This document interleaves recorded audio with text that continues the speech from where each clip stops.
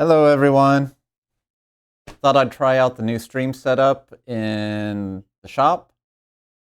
See how it works. Maybe the audio will work, maybe it won't. We'll see. But today I need to build something. I have a bunch of scrap wood over here. I have a laptop and I have a fancy monitor stand. And this monitor stand allows the monitor to go completely flat or upright or what have you. It even allows some rotation. But the idea is I want to take this and build something to hold the laptop on top of it, because wide laptop, narrow stand, easy to tilt, and if I wanted to tilt it up at all, it would just slide right off. The monitor stand actually has a nice spring tension in it that's well adjusted to the weight of the laptop, so that's fairly lucky. So I'm going to show you what we're going to be building. Yes, Dami, I did get set up in the garage. Hello. Just so you guys know, the laptop is a little bit away from everything to try to keep sawdust off of it. So it's going to be a little spotty for me to see chat. But I kind of want to show you guys what we're going to be building today. It's pretty basic. So it's going to be basically just a platform with a lip on the front, but it's going to be MDF in the middle, and I'm going to wrap it in oak. It's about 12 inches long by, what is that, 16 5/8 plus an inch and a half. So that's 17, about 18 and an 1/8 inch wide in total.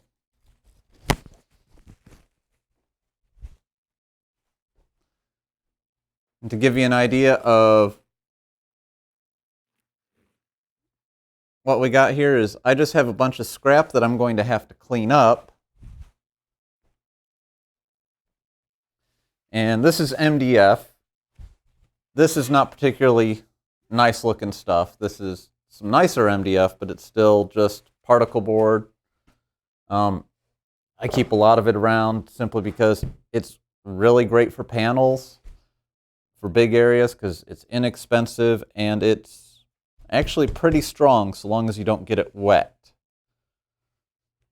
And then I have a bunch of red oak that's leftovers from other projects that I've either had cutoffs or pieces from dismantling old pieces of furniture or something. And I mean, basically this is going to be a big platform with a lip on the front. We can see that. Yeah, that looks all right. Only we're going to take pieces of oak and wrap it around the edges so that I don't have cheap MDF visible outside. So there's going to be a lot of cutting. I've got to take all these scraps and turn them into something usable for this project. And then this is much bigger than I need it to be. Plus, I don't think the camera is going to pick it up. It actually has some damage around here. So I've actually scribbled over it with a pencil to remind me that's the part I need to cut off. So we can start by actually looking at our plan. And adjust the camera so you can see a little bit better.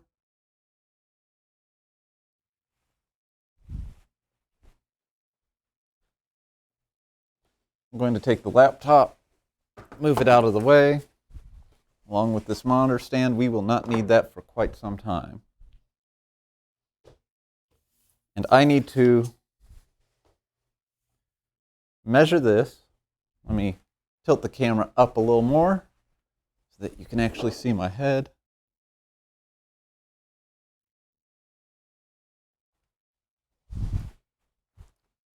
Shop streams are fun like this because it's going to be a lot of camera movement because I move around the garage a lot.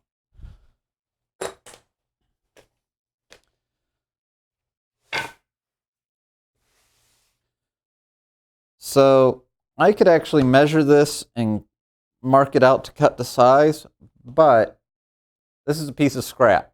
So the first thing I should actually do is I should clean up 2 good edges on this. But when I do that, I could actually cut this closer to size so that I know that I won't have to cut off huge amounts. So if I look at this, will I be able to see if there's still a factory edge on this? That is not.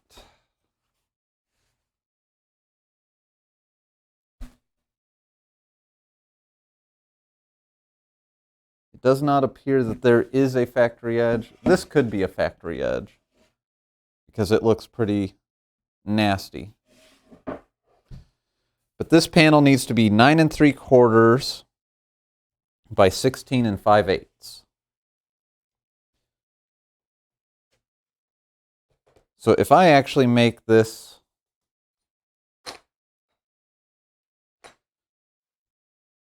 say 10 1/2 or 10 3/4 or even 11 inches, I know that I will have plenty of room to spare.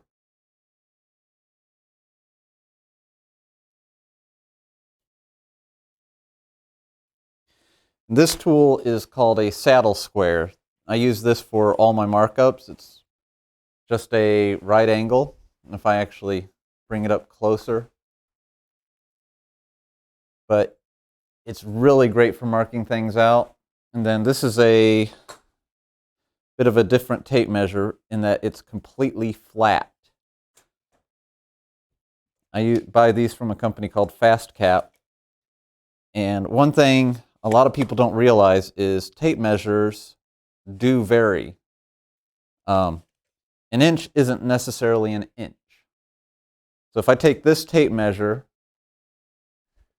and say this one from Stanley, they look fairly close, but by the time I get out to 4, 5, 6 feet, they could be as much as a 1/16 or an 1/8 of an inch off if they're really bad. And all the fast caps, in my experience, have been very consistent between each other. I can't quite claim that on the Stanleys.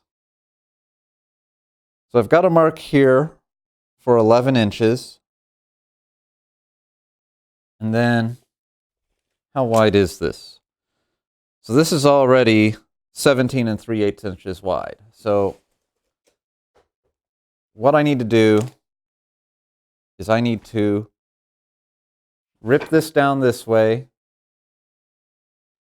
and then I'm going to use a miter gauge and square up the 2 sides. So I'll show you how I do that by going over to the table saw.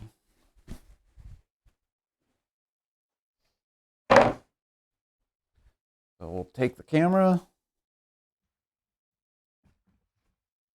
and move it around to the table saw. Don't mind the mess in the background.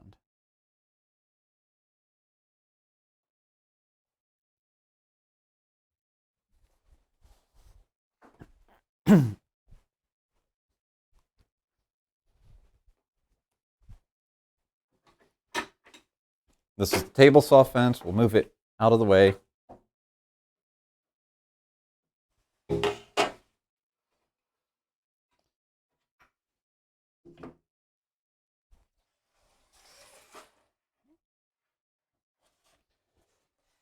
And the first thing we will do, and I'll do this on this side so you can see, so I usually try to get all the loose sawdust off of the table, makes things move a little bit smoother. Then we need to set our blade height. And you typically want the blade teeth to protrude just above your workpiece. So we've got that. I've got my mark here right on the top. Only there's a little bit of a problem. I didn't mark it all the way down the side. I just marked it on that corner. Trick to this is I will put my pencil back on the mark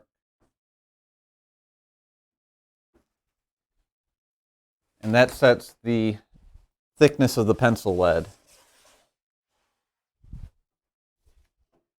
We'll take the fence back.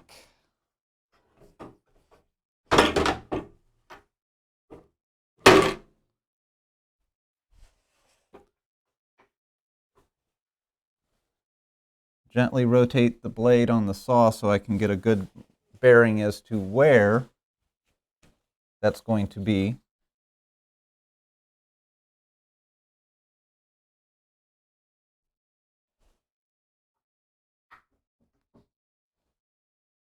And we keep checking it. And we're set up to do a cut. Now, a couple things to note is wearing gloves in the shop typically isn't a great idea, but it's rather chilly today, and instead of my hands shaking or going numb, I'd rather have gloves and keep my hands far away from the saw blade. So if I actually take where my hand is going to be, which is going to be here, and shove it forward, you could see this thing shows the distance, how far away my hand is going to be from that blade. Another thing that I do in my shop only has one 15 amp circuit. So I have one extension cord for power tools. That way, I'm less likely to trip the breaker.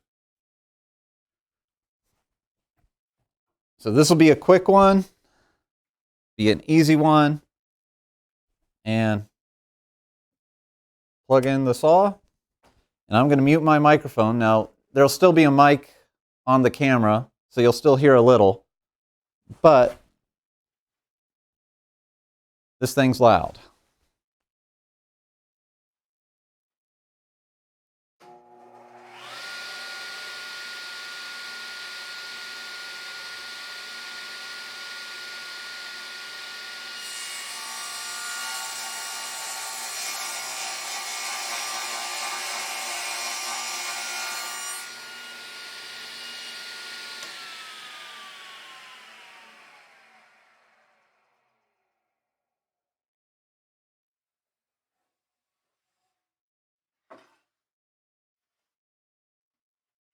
So that's a fresh, oh.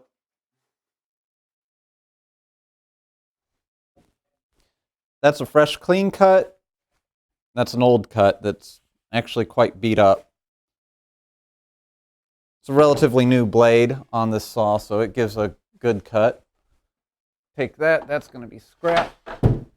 Put that on the scrap pile. And now I've got one good clean edge. I need to cut this edge and this edge so that it's square to the freshly cut edge. So I'm going to take the saw fence off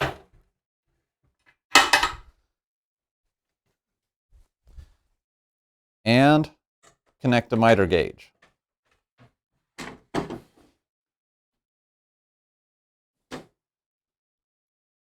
Now this miter gauge is a little bit fancier than what most saws have.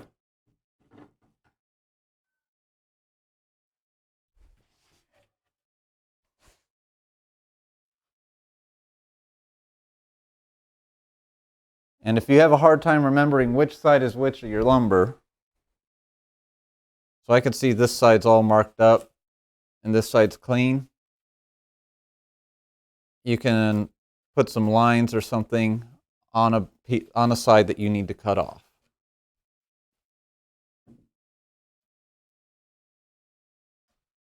And we're just rough cutting this to get it clean and square. We're not doing anything as far as actual sizing yet. So I know my good side needs to go towards the fence. And I don't need to cut very much. I just need to cut enough to get it to actually clean up, give me a clean side the whole way across. So I'm actually going to take this and set the stop on my fence,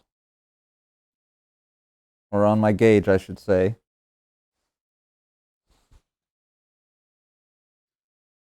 So that I'm just taking enough off.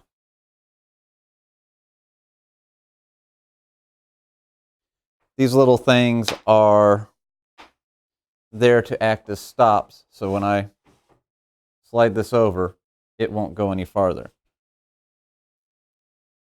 So again, just like before, my hand stays clear.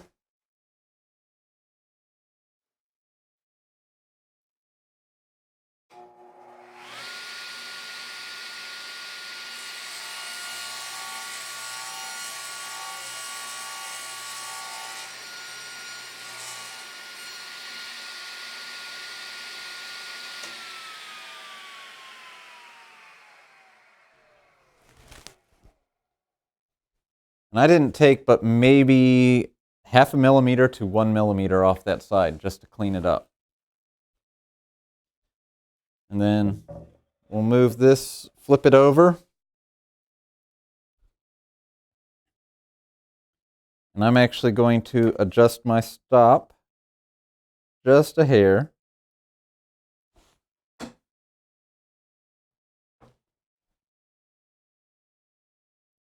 And do the exact same thing again.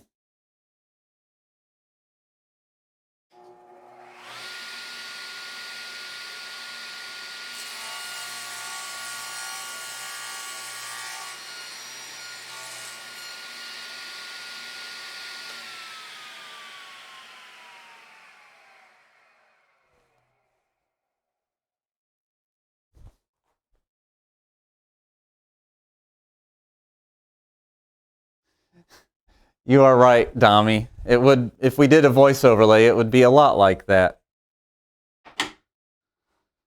So I now have this side cut, this side cut, and this side cut. So the only side I really have to worry about is this side, and it's already square, but I want to clean it up a little just to make sure I have a fresh cut on all 3 sides, or on all 4 sides, I should say. So we'll take the gauge out.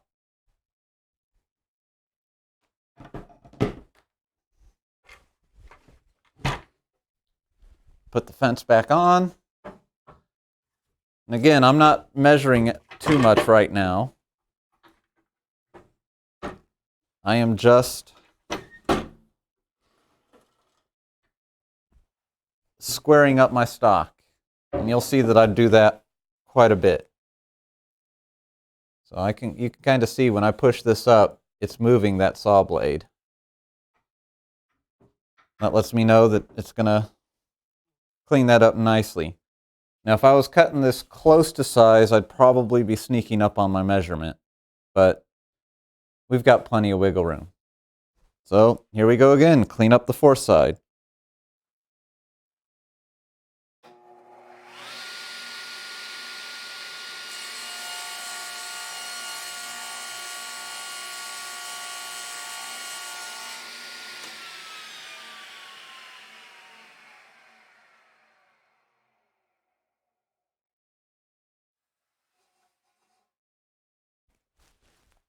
Now I always wait till the saw blade stops when I cut a panel like this over the long edge, simply because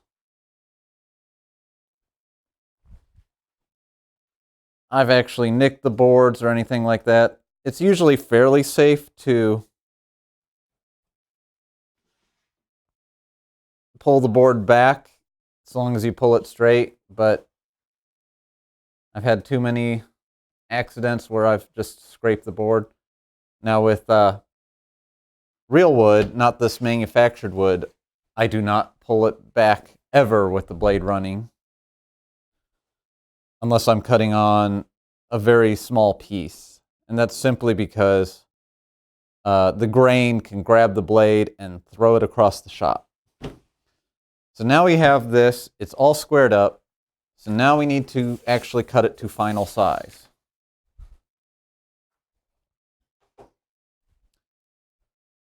Let's zoom in a little so you can see what I'm doing.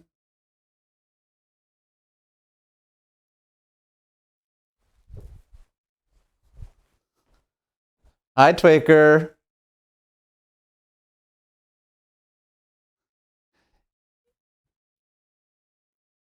No, kickback is not fun. I've had kickback experiences and I can do without them. I'm actually going to zoom out a little more because I'm going to be working on the edge of the table. Now, since I'm not using the table saw, unplug the cord. So this needs to be 16 and 5/8.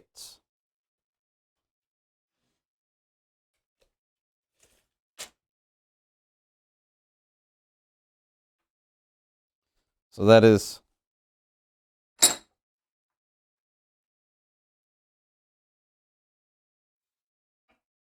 over here. And I'll just lock that on. 16 and 5/8.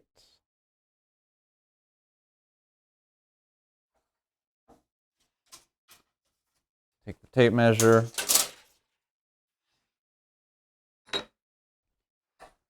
And if I can do this where you can see it on camera. Put my pencil on the mark.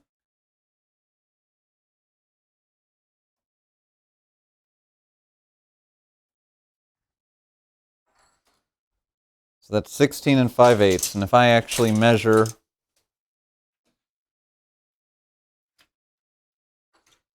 across the face, I'm right on 16 and 5/8.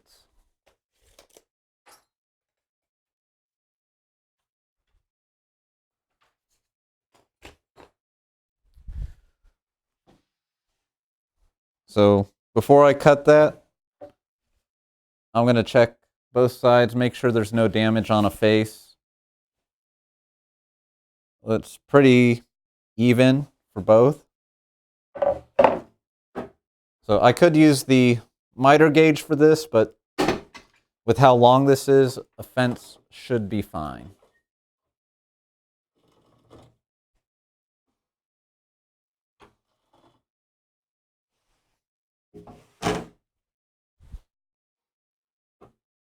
Let's see here. And since this will be a final size, we're going to sneak up on it. I might get it first try. I might have to do another cut. Looks like I'm probably going to have to do a second cut. But that's actually pretty easy to do.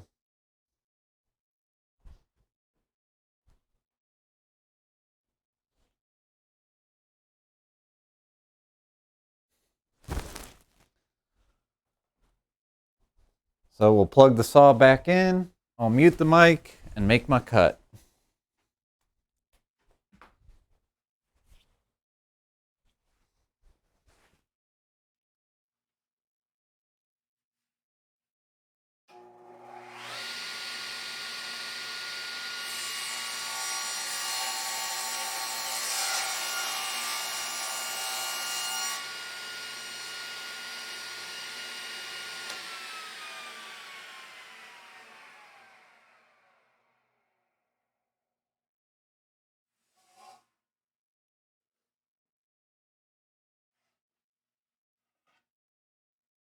let's see if we can get the camera to see this. You can still see the pencil mark on the corner of the board here. So I've actually got quite a bit of sneaking up to do.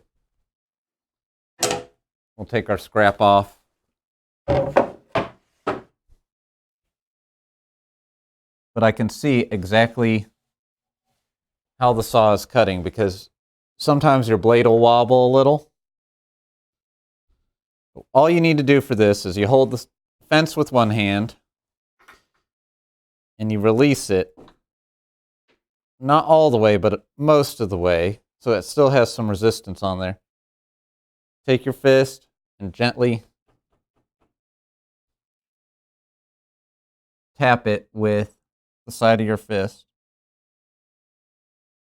And that was 4 light taps. And that was actually a little much, so I'm going to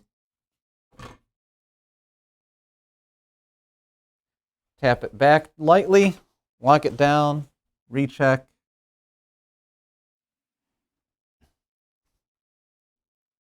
And give it another go.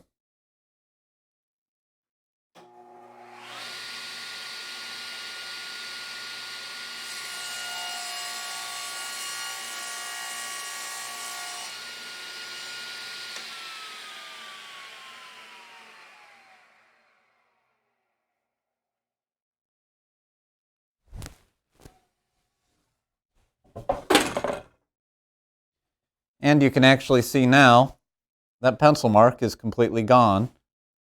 And if the camera had enough detail, you could actually see that there's just the slightest faint of pencil lead still on that corner.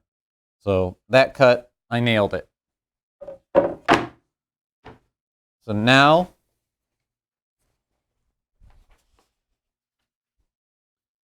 I need to make this 9 3/4.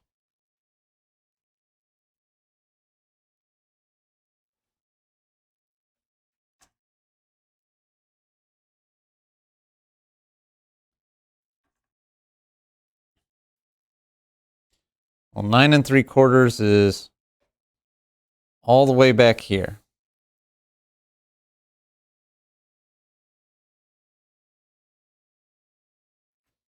I'm just going to keep my pencil on. Hopefully it doesn't move too much.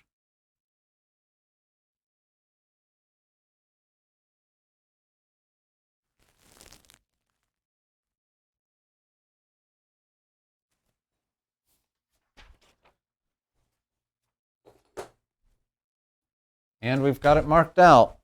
There's my line. Now, MDF is very strong this way, but this way, where it's actually fuzzy when you touch it, it's quite weak. And I can actually take this, and it's a lot harder to bend this way, but this way, snaps easy.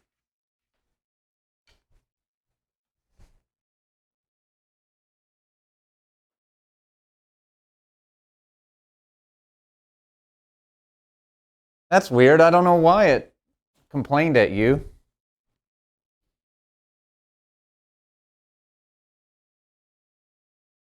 Streamlabs bot, you're being a pain. Let's take a look at that real quick. Sorry about that. CloudBot.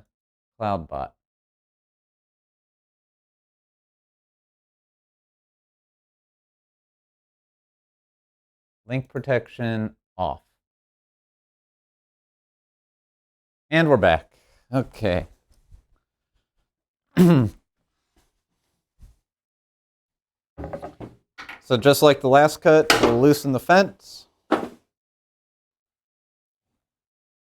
And I'm going to rotate the blade so that the carbide tip is very close. And when I tighten down the fence, it actually moves stuff. So let's bump it back.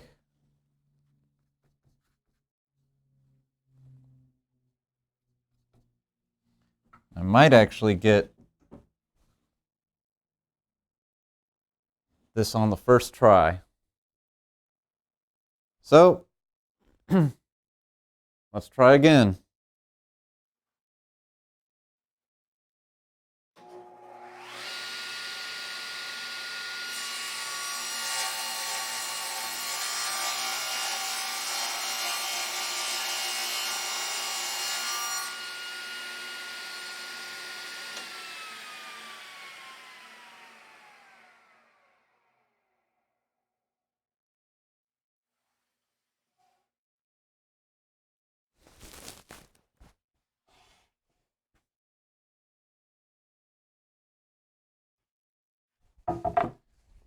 I think I nailed it.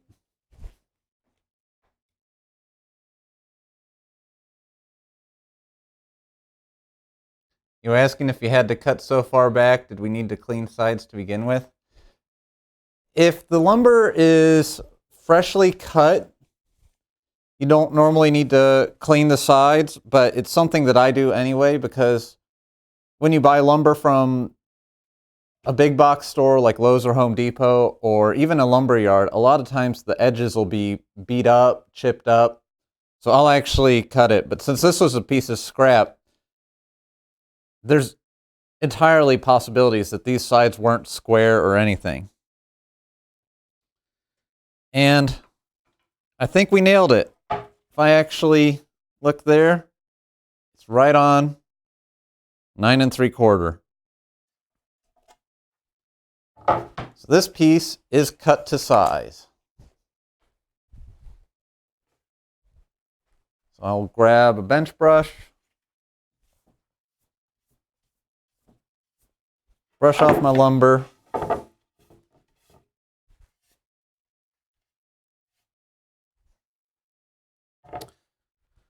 Unplug the saw, which I should have done minutes ago. And I'm actually going to turn on the dust collector to suck a lot of this dust away from the table saw.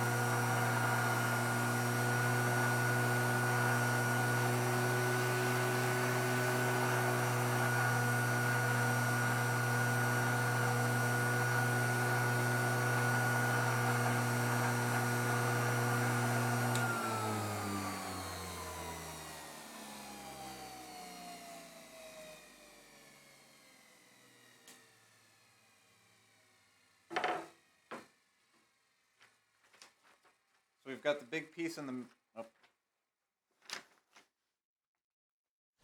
we've got the big piece in the middle cut. Now I need to cut all the yoke pieces to go around the edge, and then it's going to be a simple matter of putting it together. I'm not going to do any fancy joinery here. It's all just going to be butt joints and glue. Now all of this oak that I'm using is scrap or used from another project. As a matter of fact, this big piece here was a door on an old piece of studio furniture, and it actually has a hole here where the screw was for the handle on the door. It's got some holes in the end where the hinges were. These little dots are from adjusting the hinges. This is a sizable hunk of oak. And since it went through a bunch of adjustments and was beat up for several years, I need to square it up just like the MDF. Now, an interesting thing is when boards get this wide that are natural grain, they tend to warp and twist. But my table saw table is pretty flat, and I can push on this and it's not rocking or wobbling or anything. So this is actually a pretty good board because in spite of how thin and wide it is still flat. So the first thing I'm going to do is I'm going to cut off this edge. Now, I know for a fact there are no screws or anything metal in this board. But if there was any question, I'd get like a magnet, a metal detector, or anything like that and check it, because you do not want to cut metal with these saw blades. You could end up with carbide flying in your face, which would not be fun. Or there can be nice metal sparks.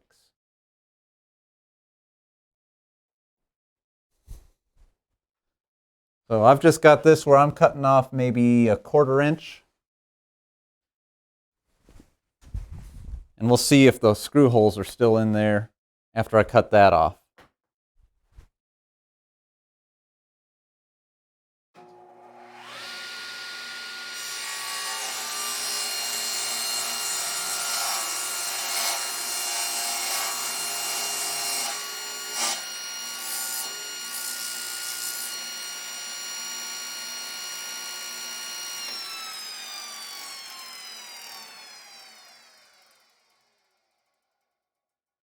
All right, that's a fun one.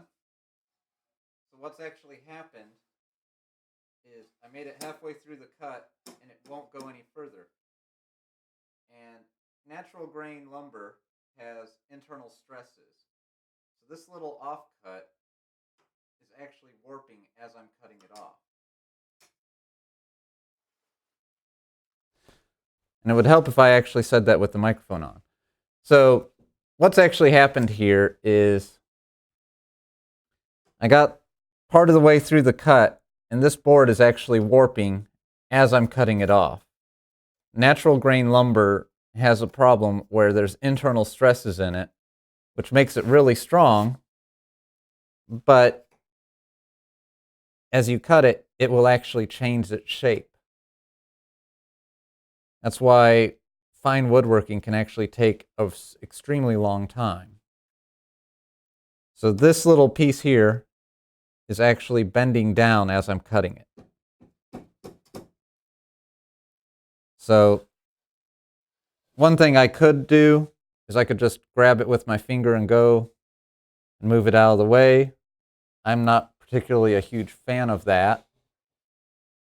So what I'm going to do is, since this is scrap anyway, I'm going to break it off. And it looks like I'll probably be okay with it like that. So I'm going to bump the fence over just a little bit.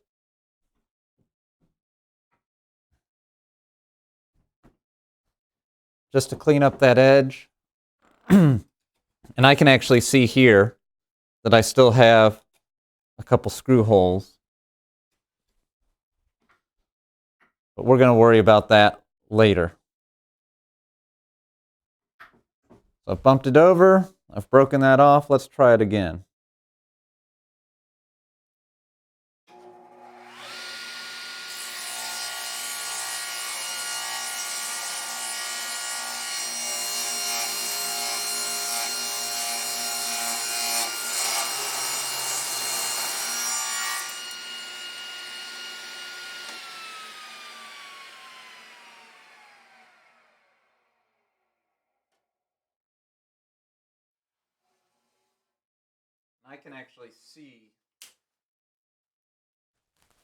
I can actually see from this offcut that this end of the offcut is thicker than this end. I don't know if the camera will catch that, but so that board was not perfectly square. You can see that the holes from the screws still go all the way through.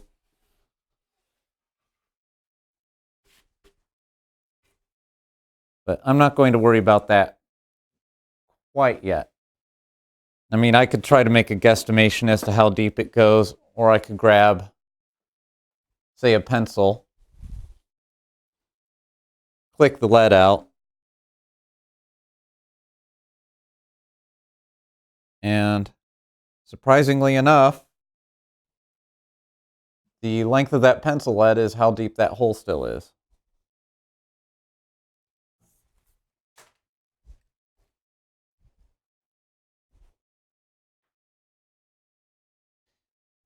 Muting and unmuting is a pain.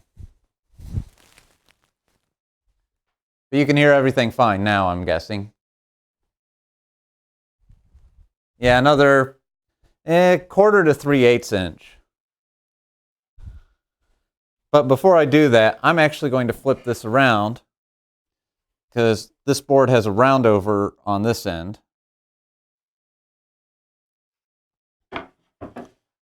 So I want to cut that round over off because I don't need that. And I'm going to cut that off, and then I'm going to cut the boards where the screw hole is to eliminate that. So let's see here. I actually need to go about right there. No, I need to go further. About like that. And make another cut. This one's going to be lots of fun to cut up.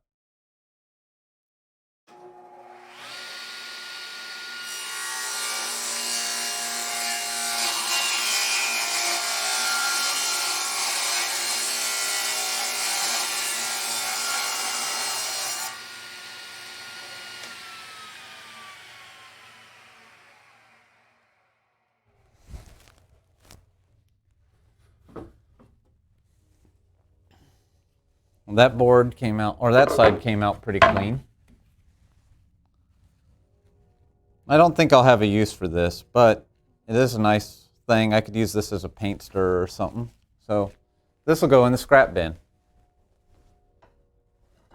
Waste not, want not. Makes me wish I had a wood-burning stove.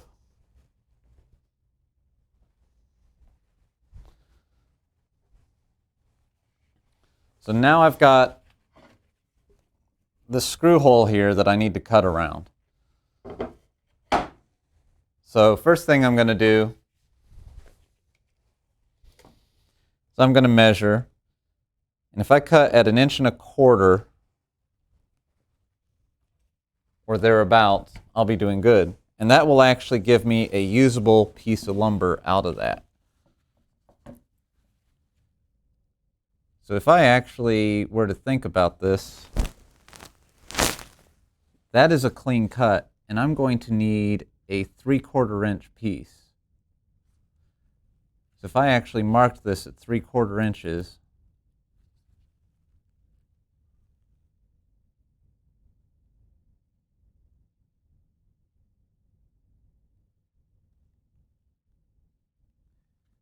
which just coincidentally lined up with some grain on the board, which made it really easy. I could put my pencil back on the mark, move the saddle square up against it,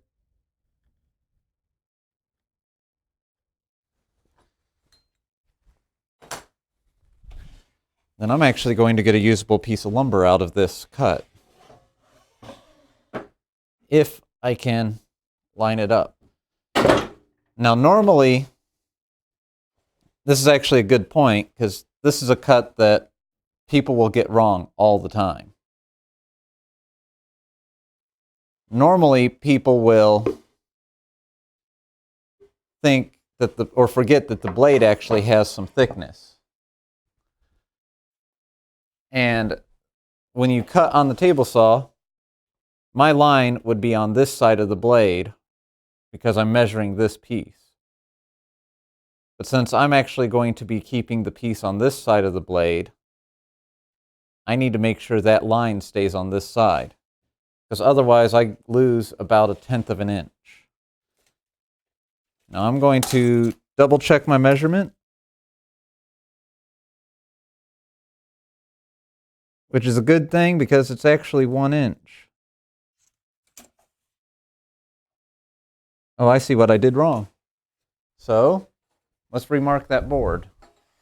Measure twice, cut once. Now if I made these 1 inch wide, it wouldn't be that big of a deal.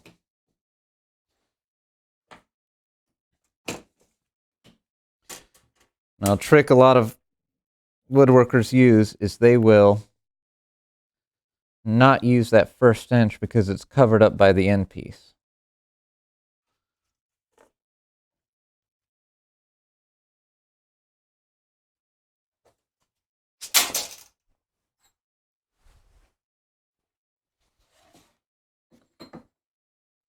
So we will once again mark this, pencil on there, saddle square,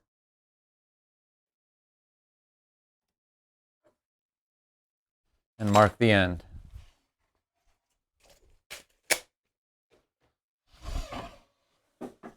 So now I've got to line that mark up with this side of the blade, the near side for you guys.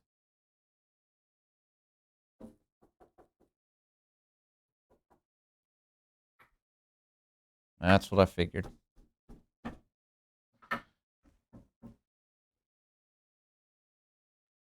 And that should be good.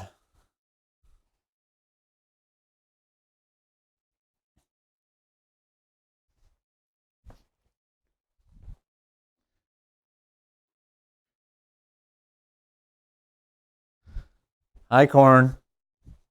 And let's rip this piece off.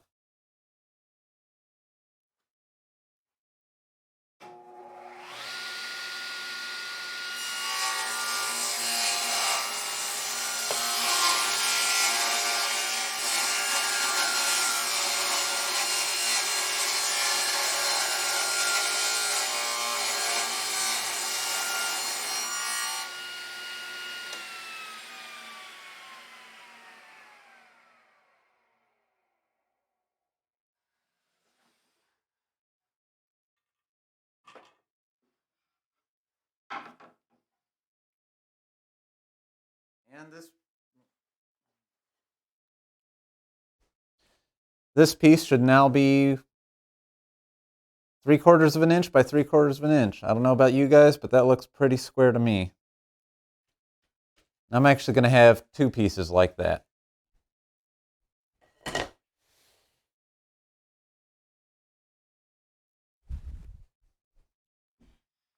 question is where am I going to get that? Those pieces need to be 11 1/4 inches long, which means I'm going to have to cut this hole out.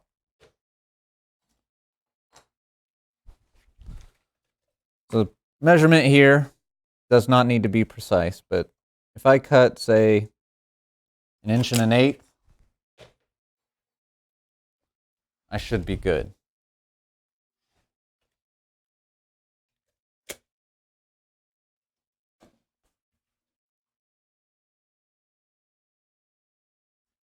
This is not a precision cut, so I'm not even going to bother marking the end. I'm just going to eyeball it.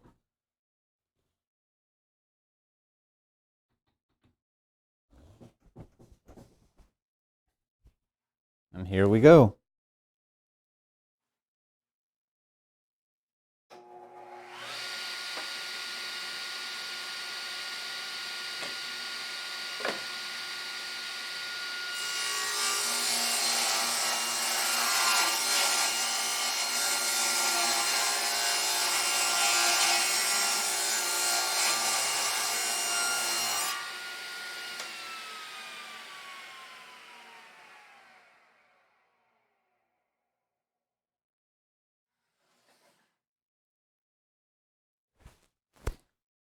All right, and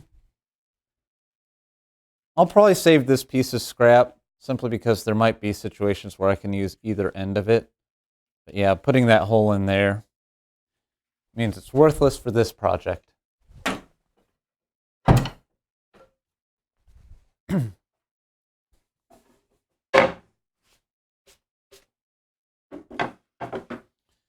now I've got another piece like this I need to make, 3/4 inch square. And then I need 2 1.5 inch long or wide pieces. So what would probably be best is to do that 3/4 inch piece first. And I think I can get them all out of the same piece of oak, which means all the oak on this project will match.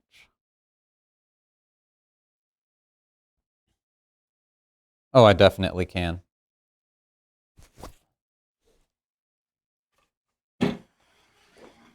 So 3/4 of an inch down here on the end. Pull this out so I can measure. So 3/4.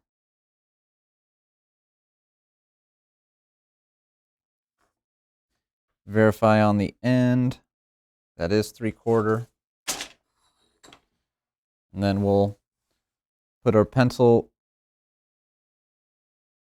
in the mark.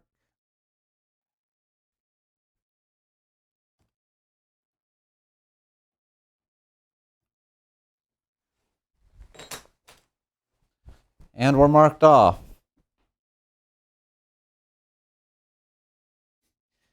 It is a nice chunk of scrap. You should have seen the amount of oak that was on this mixing desk that it came off of. Probably had about $400 in oak on it alone. So we will now move our tooth up and get things lined up. This is not a precision piece of furniture. I need to make it a little bit over, move it a little bit over. So that should be good. And we'll cut this off.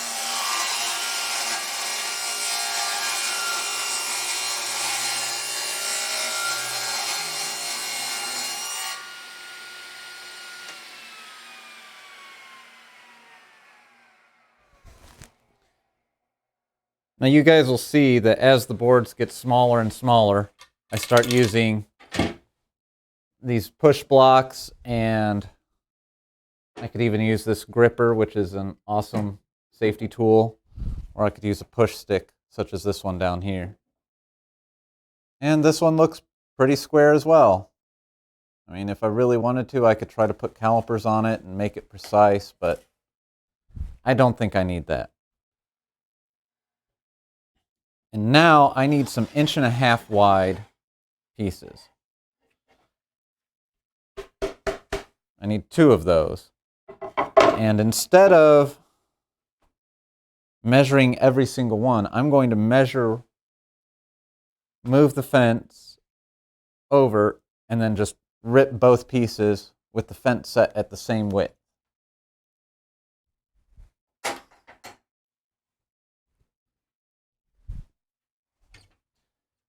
Now, this is wider than 1.5 inches, but I'll be able to use this gripper for it. And the cool thing about this is it will hold both sides of the wood and leave room for your saw blade so that you don't end up cutting into that. Because general rule of thumb is never let the saw blade pass under your hand. But with this, that is not as much of a concern. So we'll take our tape measure.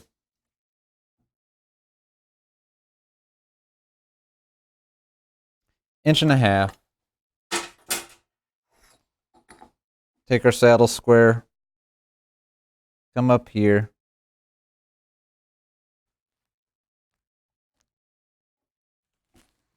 Make our mark on the end. Just like that. For sanity's sake, we'll measure it, make sure it's correct. And it is.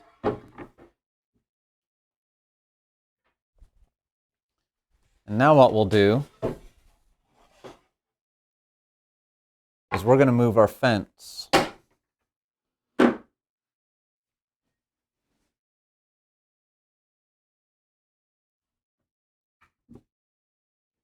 And that's actually a little big.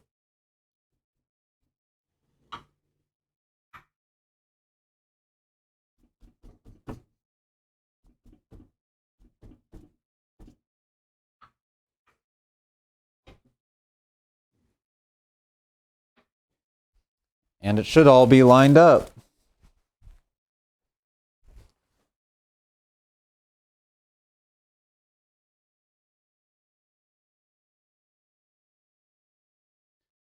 Dami Twicker loves wood.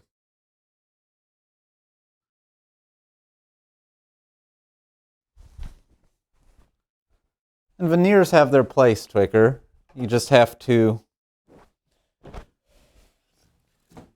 make sure that it's the right application. I use plenty of plywood. So this thing here, I always make sure that there is no chance it's going to hit the blade. So I just slide it over the blade with the saw off.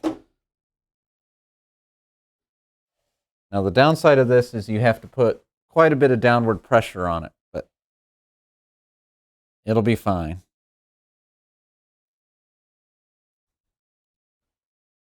Get it lined up to where I can keep it up against the fence, mute my mic, and make the cut.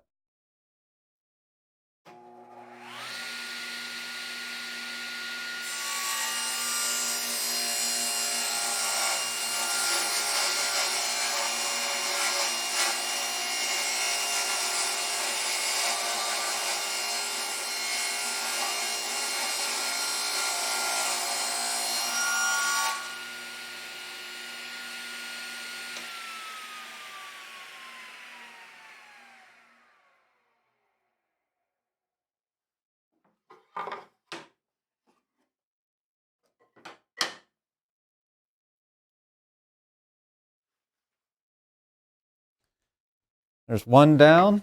We'll measure it just to make sure. Should be exactly 1.5 inches. Exactly 1.5 inches. Don't know if you can see.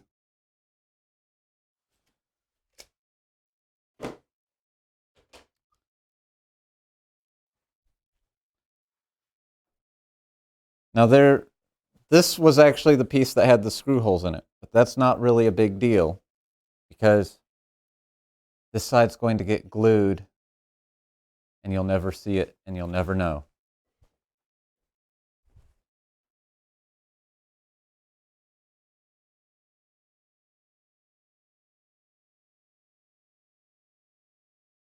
I have seen some table saws like that, Twicker. Now, if I had my druthers, there's actually a type of table saw that's fairly common in Europe that I actually would love to have, and it has a sliding table. So imagine a table saw where this side of the saw slides and has T-slots in it so you can clamp your work to it, and then you just move the whole side of the table and you don't even have to touch the workpiece, get your hand near the saw or anything. It is a thing of beauty. Grizzly makes some. So what I'm doing right now is I'm looking at this, and this next piece will actually be facing on the outside. So I kind of want to find a piece with nice grain. So I'm going to actually have this side facing out. So we'll cut it that way.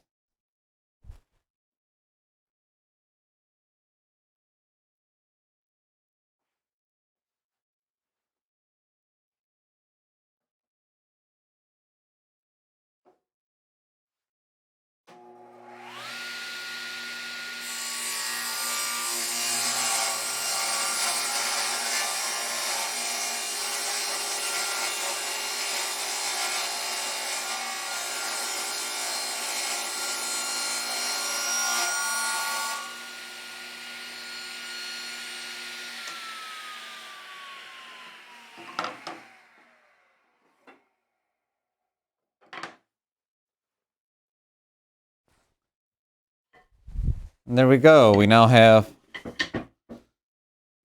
two pieces that are 1.5 inches wide and two pieces that are 3/4 of an inch wide. And if I actually hold them up, take off my glove, you can actually feel that these two are not precisely the same, but they are so close that it really doesn't make any difference.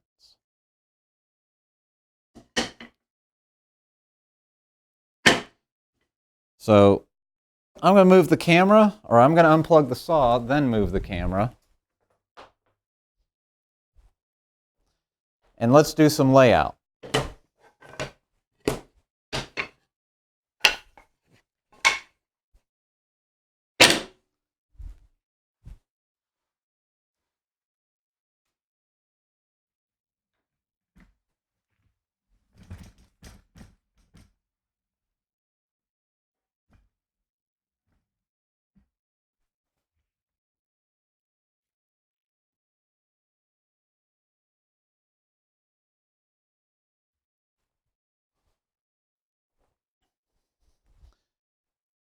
Now, I have the drawing for this piece right here. Let me see what chat is saying. If you turn one of those 3/4 once, they will match. They will not. I was looking at how the grain goes and they don't. But you can actually see that the 2 3/4 pieces do match up perfectly with the 1.5 inches. But for the purposes of this project, they're so close that it makes no difference whatsoever. Anyway, you might be saying, we've got a drawing. Why do we need to make more measurements now? And the reason is precision. Even though these are supposed to be 3/4 inch, they might be a 32nd over or under or something like that. And it's much easier to know how you're going to be, or to make measurements and make cuts based off of what you're doing. So these guys will be sitting on the sides like this. This guy will actually be fitting along the back here. And this guy, when I decide which one face I want out,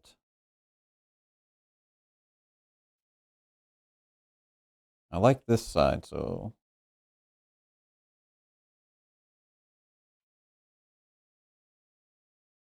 we'll do this side out. Will be like that. If I grab the laptop, we'll actually be able to see what it'll look like on there. So this will actually be a little bit longer than the laptop by just a smidge, and it should be a little bit wider. It is.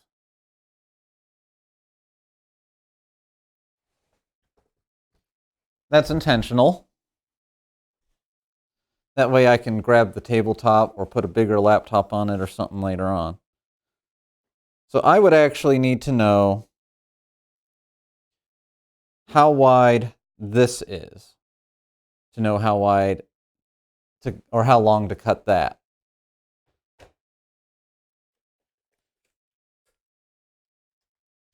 So this is actually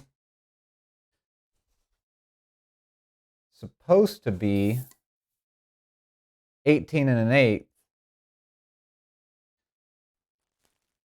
and it is exactly 1/32 over that, which isn't a big deal. It just means that I have to cut this a 32nd of an inch longer. And I can mark this and make all kinds of measurements. Same with this piece here.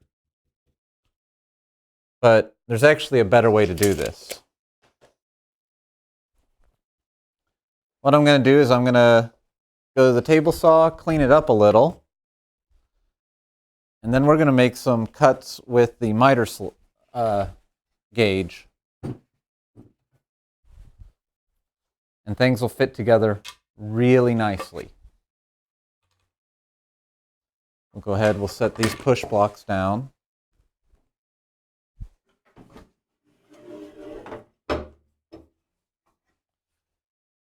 I'll take the table saw fence off.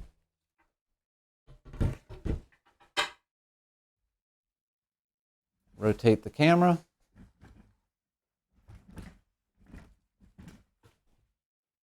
Sorry for the close-up.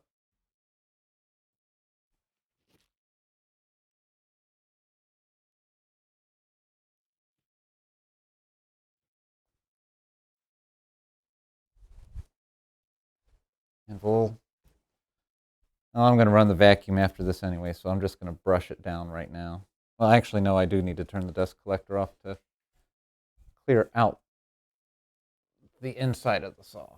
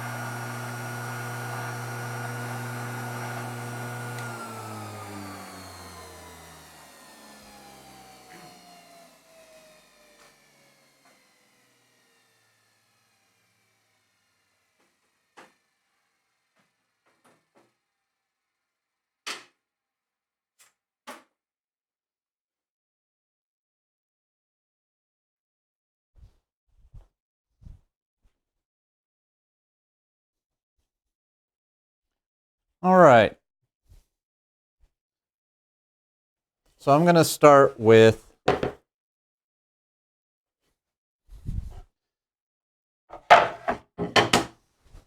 having these two pieces out. My mic is blinking at me. Let me check my battery real quick. Oh, looks like I need a battery change. I will be right back.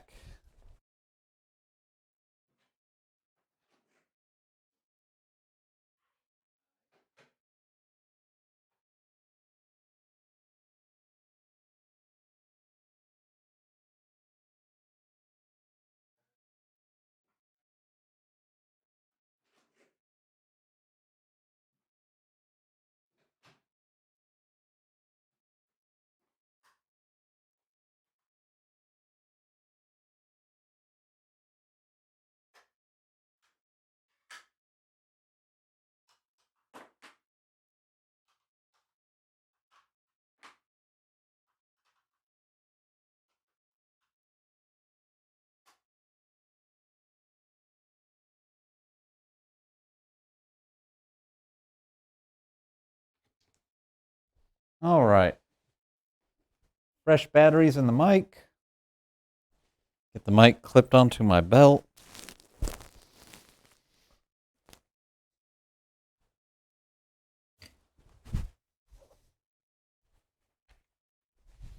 It's actually warmed up a bit out here. But what we're going to do, the first thing I need to do is I need to clean up one end of this board. And then I'm going to use this board to cut this board, or know how to cut this board. So I'm just going to leave this board right here. I'm just going to cut off real quick one end just to make it square and clean.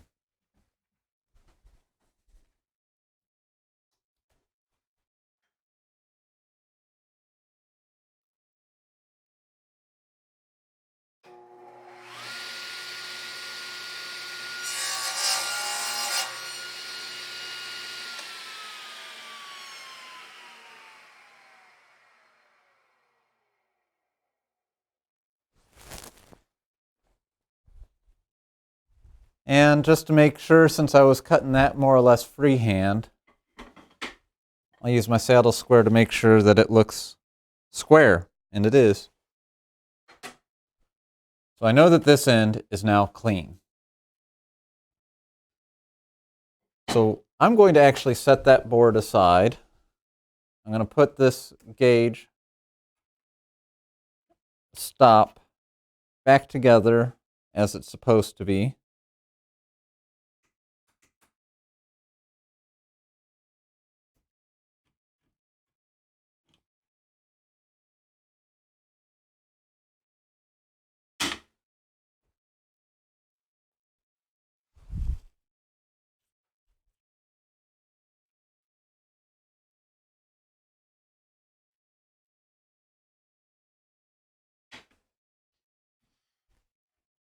And I'm actually going to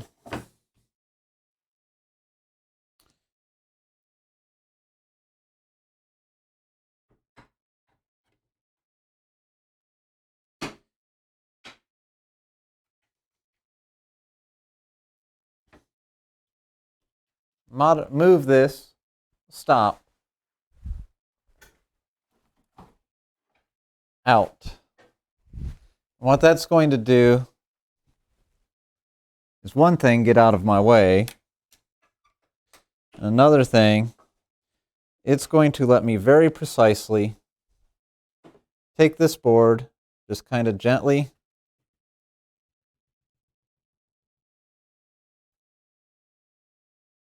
put it up against the fence. We don't want it like rubbing or anything like that. We want it where it just freely kisses that blade. And I'm going to take this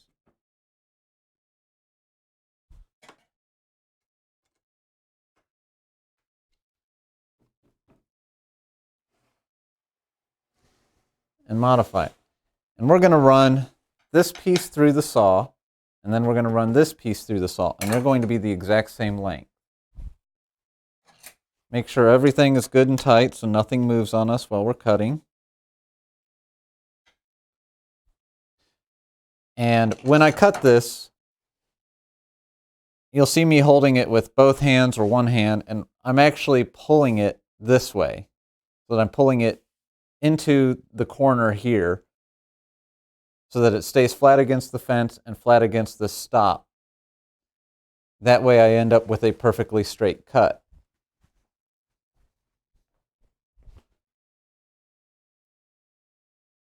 Test 1, 2.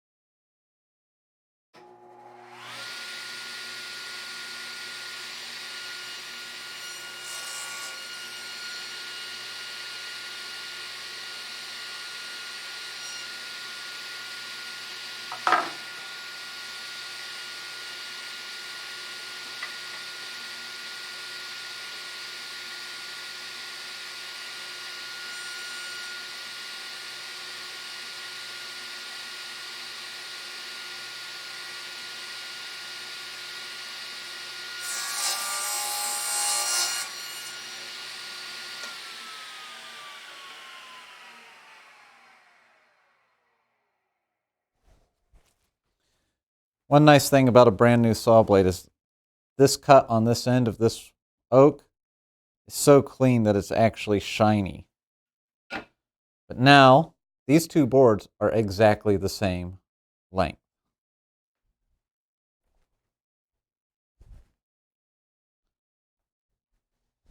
So we actually have this laid out like that.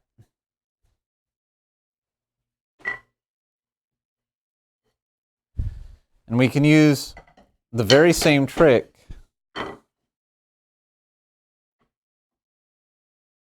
to measure how long to cut this and also how long to cut these. Because yes, I could take this and just put a pencil mark here and a pencil mark here and here and then try to guesstimate it, or I could use the pieces themselves to tell me how big they need to be. So I'm going to start with this piece on the front, because that'll actually be the most complicated piece to cut. And then I'll cut these two, and then we'll move on to glue up. So just as a recap, first thing we always start with is we clean up an end, because these are scrap boards. And then we cut the other end to length. Now, I want to make sure that I cut this and then I always glue it up the way I want it to be. So this board is actually going to be glued in this lower corner to this. This board has the holes, so I want to make sure that I know that that side gets the glue. And then I'm going to look at this and I'm going to say, which side do I want to face up? And when I do that, I should look at this, and you can see the grain of this side matches better than the grain on this side. So I'm actually going to put an arrow pointing up.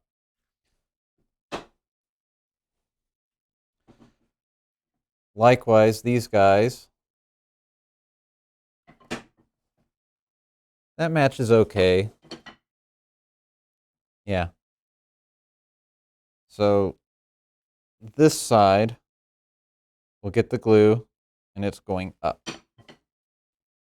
And this side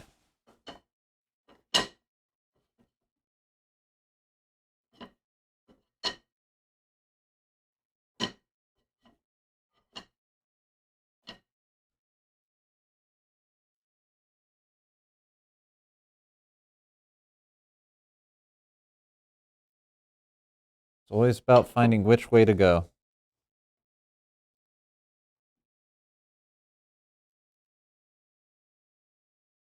Kind of want to glue this right here.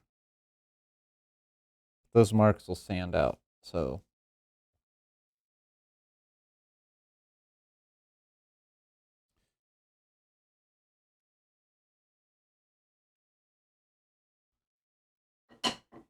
Okay. So I'm going to clean up one end of this board, then we'll measure and cut.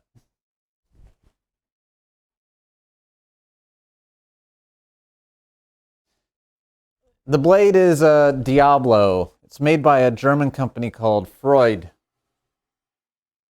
And yes, they are quite nice. There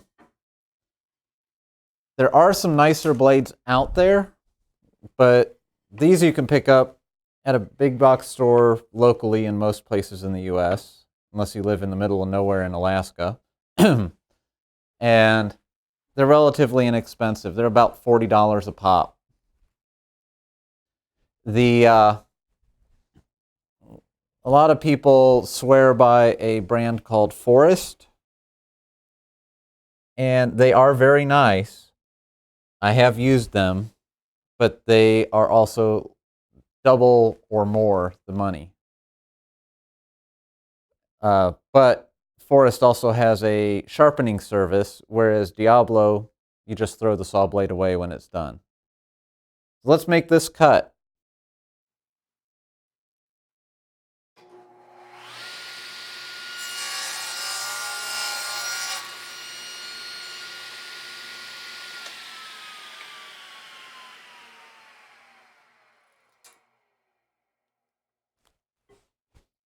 You can see this little piece got kicked back just from the vacuum. So what we're going to do now is we're going to throw this piece away. And then we're going to measure our next cut. Just like we did before, I'm actually going to flip this up. I don't really necessarily need that back piece.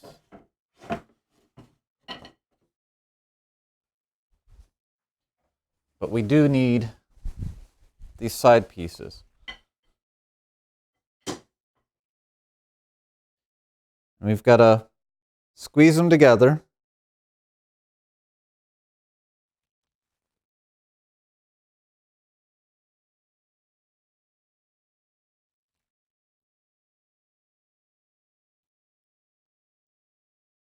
And I'm looking at this, and my riving knife is actually springing it back a little.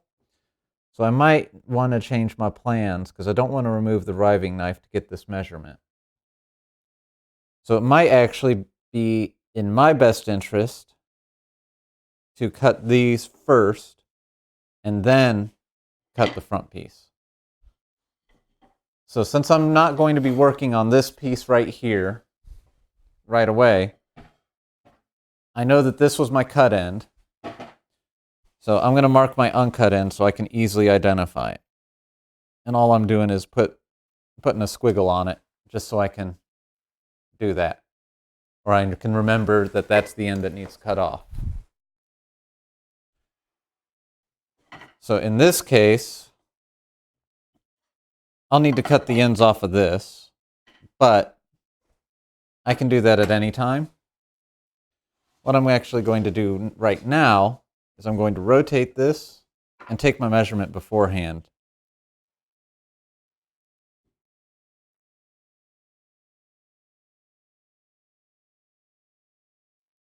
And the great thing about this is I can actually, if this does not line up perfectly, I can glue up these panels and then I can cut the whole assembly to size before that fascia piece goes on.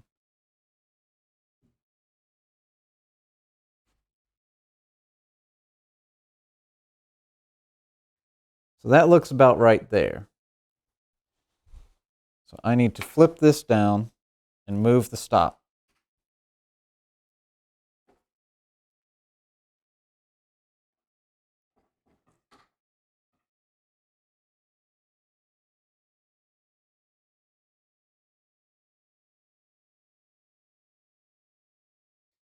And I can actually see here that my stop isn't lining up, so I need to move it over exactly one tooth. Move it over exactly one more tooth.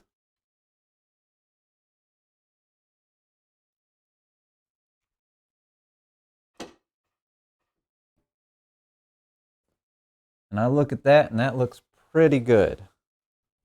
So we'll lock it in.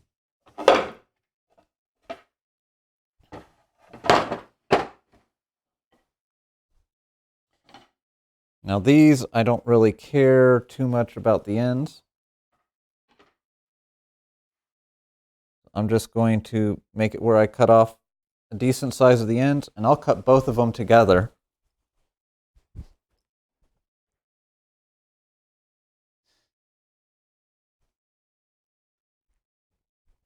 And then we'll flip it and cut them to length.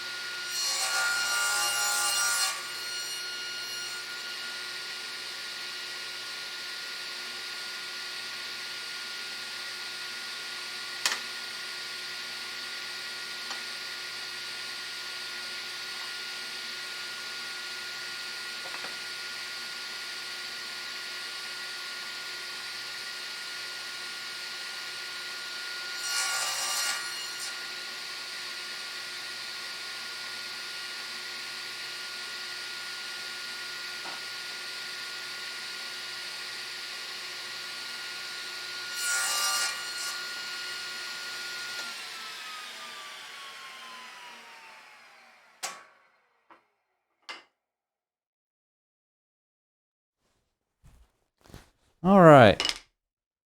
Those two pieces are scrap. Let's do a test fit on here. Let me make sure that everything's in the shot, and it is.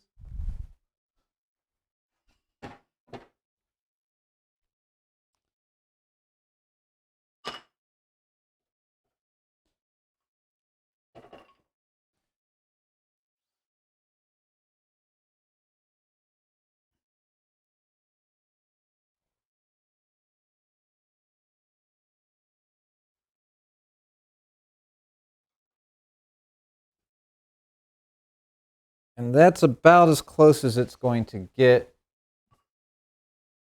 I actually cut these side pieces a hair short, but I mean, that is maybe a 64th of an inch.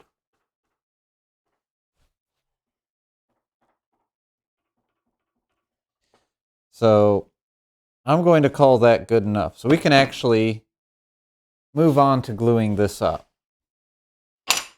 Now this is going to make it a little interesting because the glue up's going to take a little bit of time.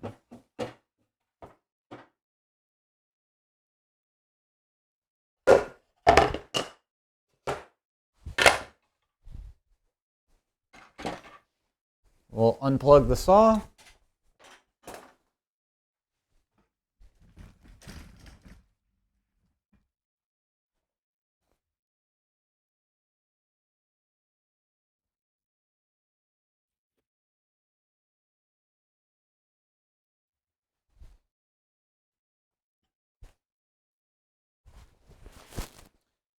And we'll check chat real quick.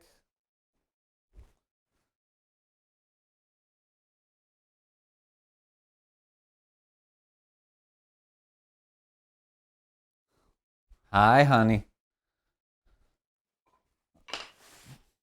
So, we've got this, and we've got to glue it up. Now, there's going to be a fun little factoid here, where my 3/4 inch MDF here isn't actually 3/4 of an inch thick. But all my other boards are 3/4 of an inch thick. So if I take another board here, you can actually see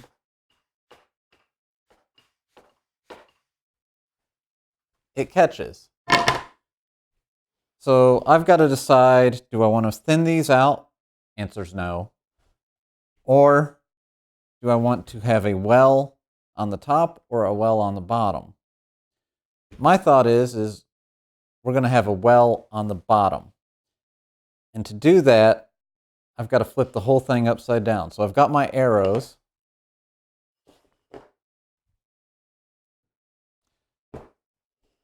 And I'm going to have them facing down onto my workbench here.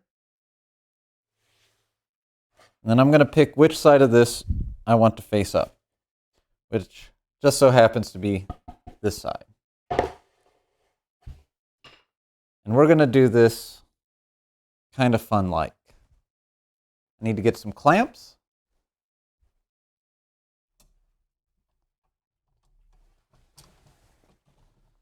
See if these clamps will fit up here.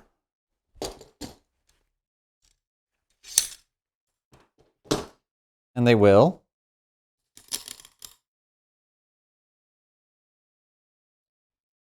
Just have to open them all the way. And then I need some clamps to clamp it widthwise, which will be these right here. I'll probably need more than this. Matter of fact, I've got some better clamps.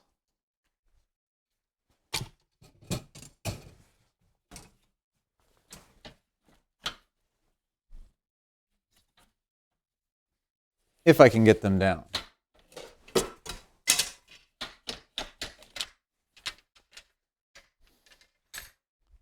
I actually prefer these quite a bit. And they're already set to a decent size.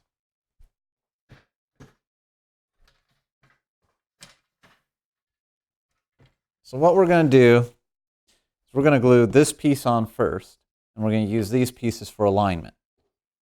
So we'll get the clamps out of the way. And normally you'd put down wax paper or something on the table so that it doesn't stick to the table. Handily, this table is already coated in wax. So all I need to do is figure out how to open the glue bottle. And this glue bottle hasn't been used in a while, so I actually have to break the glue seal. We're going to spread some glue here.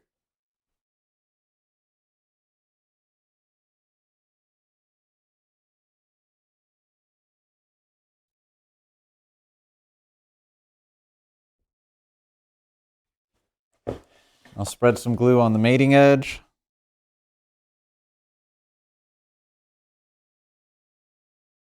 Just to make sure we have so much glue that it squeezes out of every nook, cranny, and pore.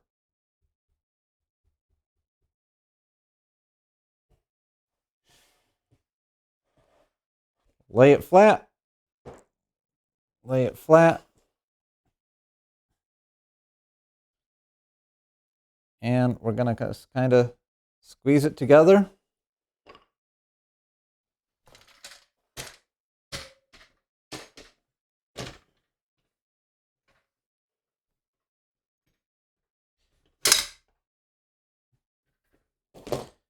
And I'm actually going to make it where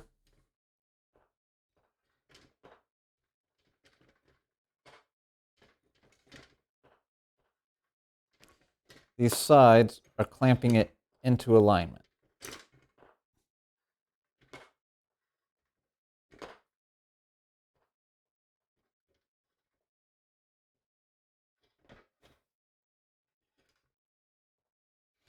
Now I'm kind of taking my time here. Normally I'd be a little bit more concerned with timing on a glue up. But with how simple this is of a glue up, I've got plenty of working time. And now we'll take these clamps and we will clamp the two boards together. And we will get squeeze out, which is fine.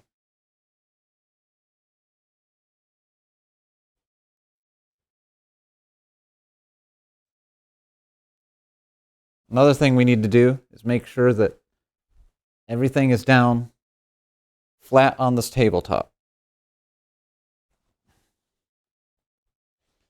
And squeeze it a little bit more. You don't have to go super crazy with your clamps, because I'm going to be honest with you, a single little clamp like that can have multiple tons of clamping pressure.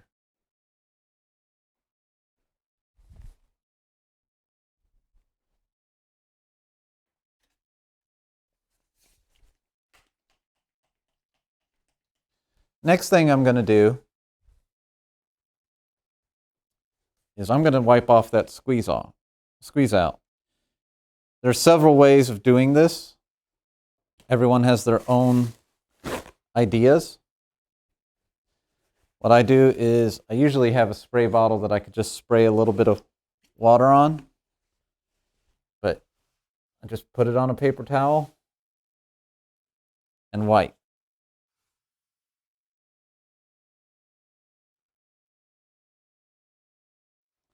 I wipe the bulk of the squeeze out off.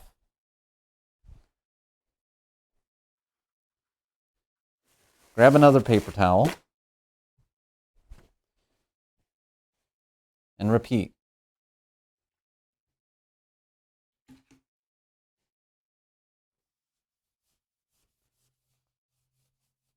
And you don't necessarily have to remove all the squeeze out.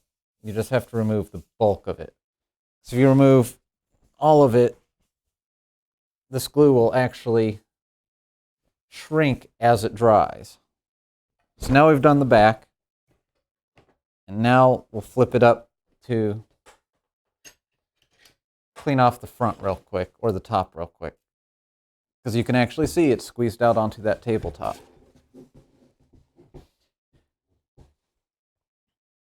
So, start off removing the bulk of it.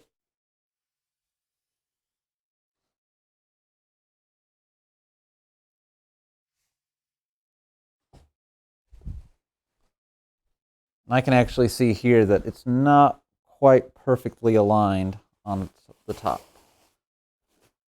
So once we get this cleaned up,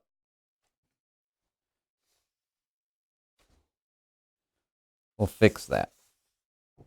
And it's a really easy fix that not a lot of people really think about. So there's all the squeeze out, or enough of the squeeze out removed. I'm just going to clean up the table real quick.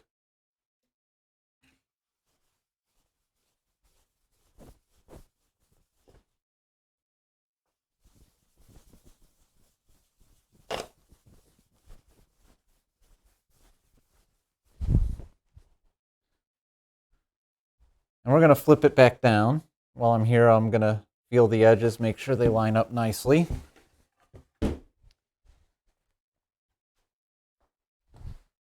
And grab a dead blow hammer. This is a 2.5 pound. And all I'm going to do is give it some whacks here and here.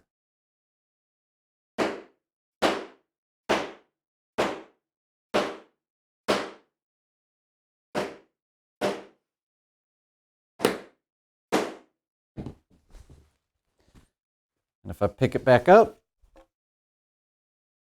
it's not quite perfect, but it's pretty close. And I could actually loosen up the tension on the clamps a little bit and probably get it a bit closer.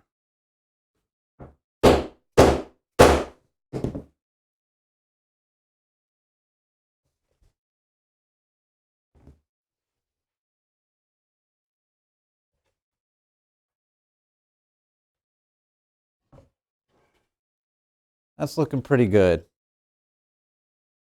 And I'm noticing here I've got some more squeeze out. That'll happen when you loosen and retighten clamps.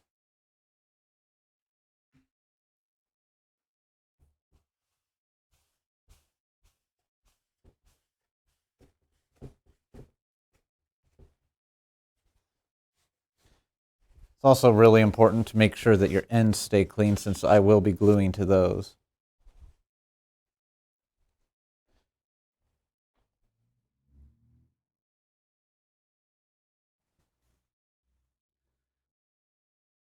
Can I even do VIP in this channel?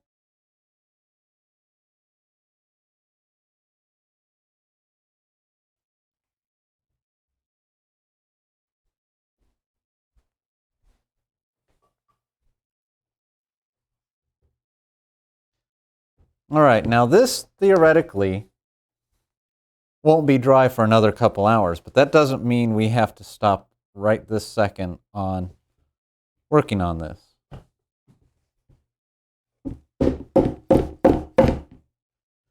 One thing we need to do is get these clamps, make sure they're below the surface, and we can actually glue on the sides, no problem. And what I'm actually going to do is I'm going to put this on these clamps. Let me get the other one.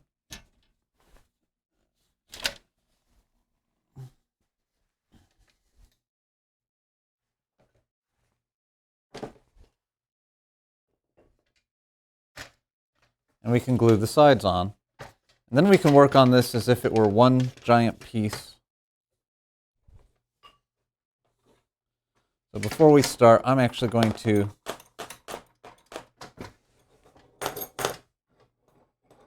loosen the clamps up all the way.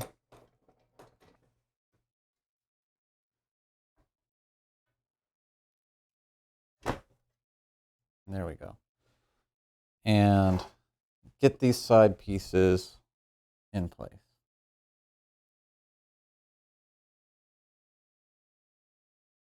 If I flip this over, this one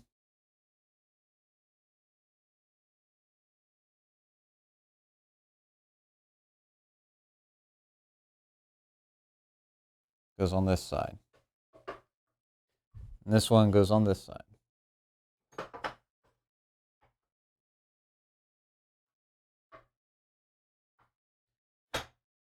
I'm going to see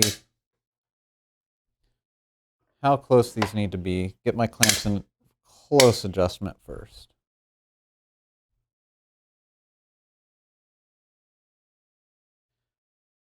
And then I can put glue on these sides and clamp it up. And we'll be all set for this panel. And if I can get this to sit for maybe 20 minutes, it'll actually be dry enough for me to work with it for making the front. Now, when I make the front, I'll have to glue it on, and then it's going to have to sit a while before I can do everything. But we can get pretty close to finished on this. So let's see here. First things first, I'm actually going to go on this side and this side. Spread out some glue.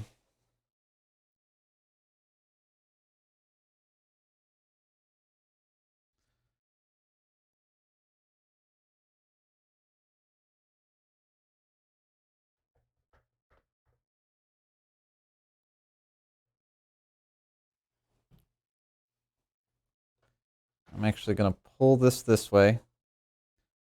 Go ahead and get this one kind of lined up.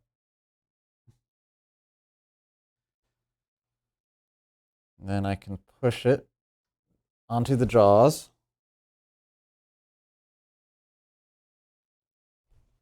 Spread glue on the other one, and then we can clamp the whole thing. Wipe out the squeeze out, and call it a day on this piece for the moment.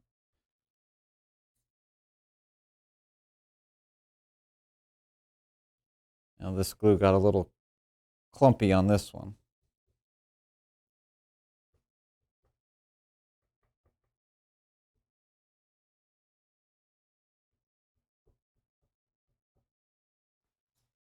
Good enough.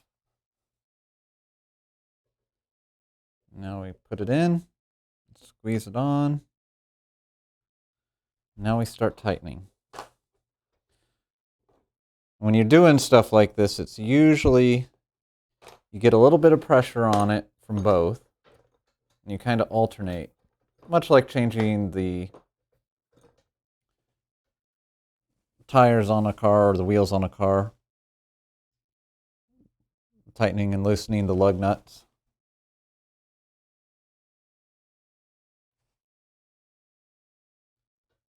Squeeze it a little bit more. And this glue is water soluble, so if you get some on your hands, it's not a big deal. Usually you can just rub your fingers together and it'll come off.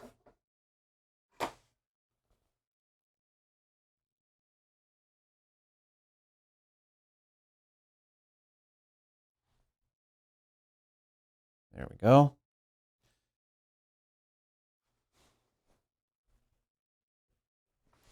Gotta loosen this a little. This one slipped back.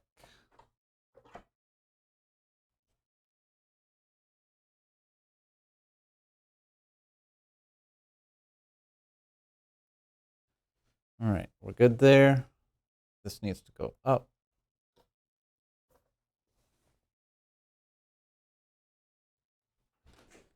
All through the town.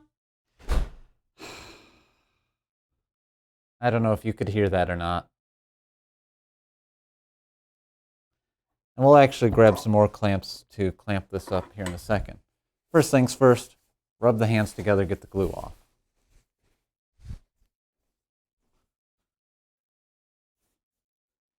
Yeah, I figured barely.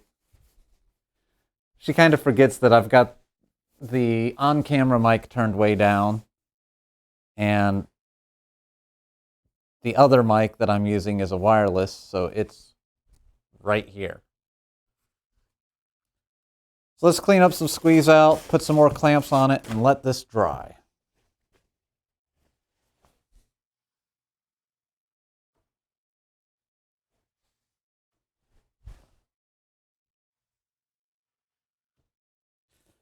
Another nice thing about doing it this way is if there are any little nicks or anything anywhere, this kind of lets the glue fill those voids while it's wet. That actually wiped up quite nicely dry.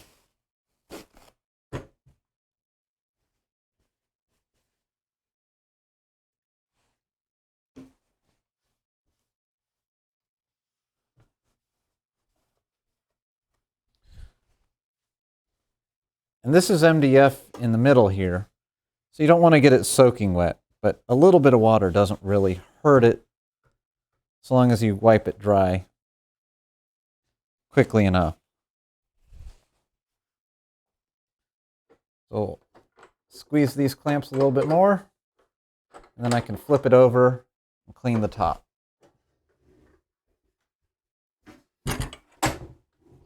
Which has a ton of squeeze out. Now in a case like this, sometimes people recommend actually waiting until the glue is mostly dry, and then you can scrape it off with the chisel. My thoughts are, I'd rather not wait and get as much off as I can while it's still wet.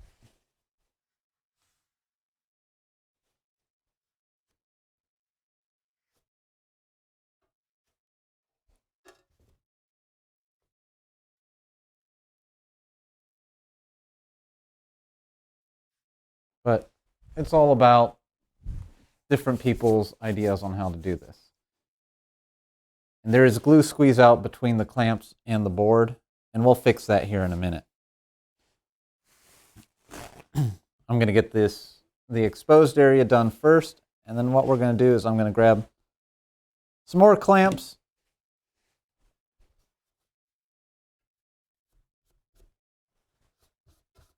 and shift over.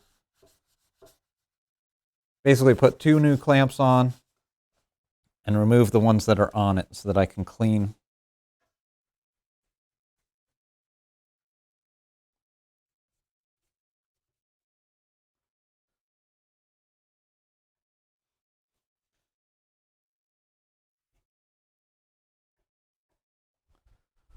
Where the clamps are.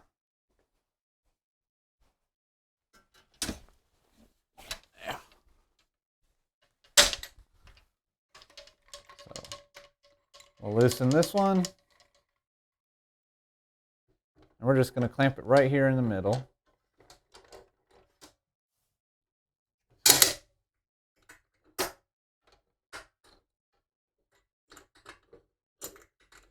This might actually cause more squeeze out when I tighten this, and it looks like it is. Very small amount. But with that clamp there, I can actually loosen this one. I'll be able to wipe down both the clamp and the piece, and then put this clamp back on.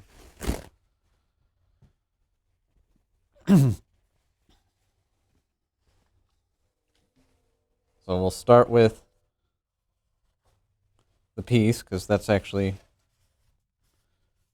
much more important.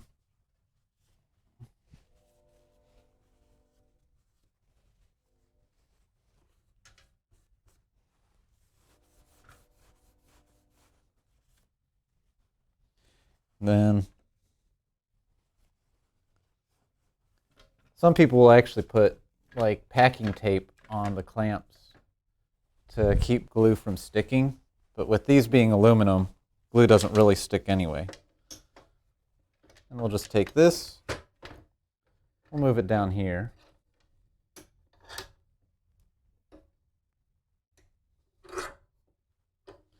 And we'll take this clamp and move it.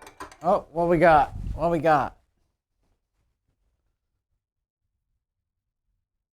Hey, thanks for following.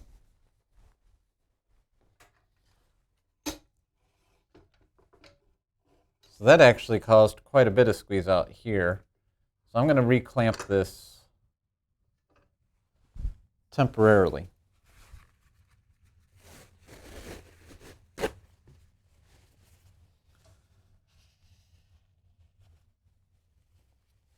And do some quick dry wipe downs.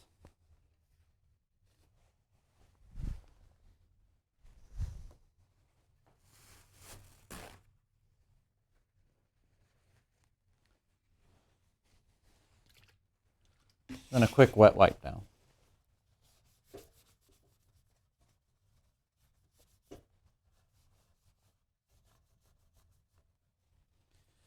And that's a little bit much water, so I'll just take the dry side.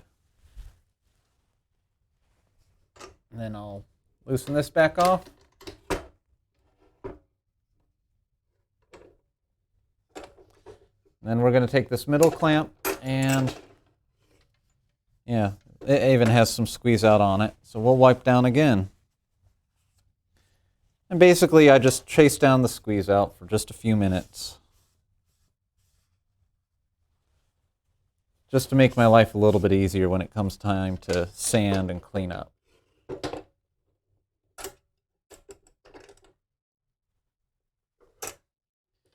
We'll loosen this end, and there's a little bit more squeeze out under here. Not a lot. And we'll let that set up for 20 minutes, half an hour.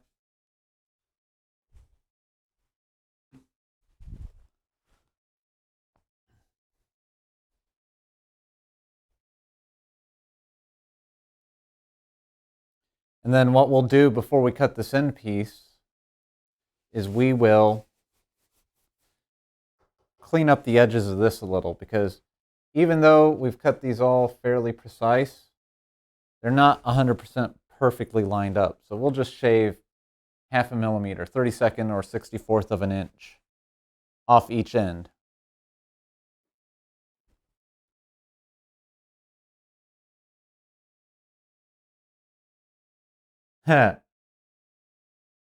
Oh, so you're from England. Nice.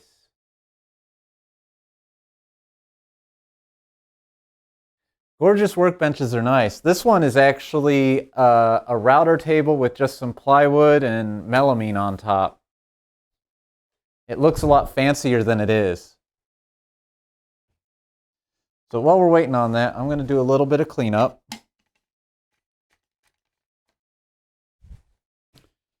Just because it's always best to clean up while you're working so you don't have a huge mess at the end to clean up. Now I'm trying to think.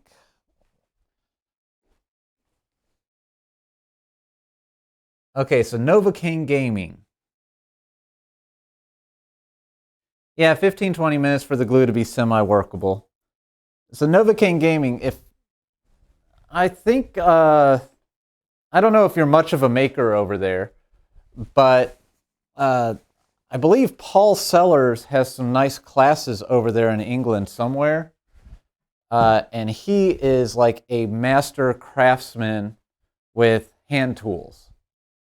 And oh my goodness, is he good. He cuts dovetails like I wish I could. We're going to tip up a little so I'm not cutting off my head as much.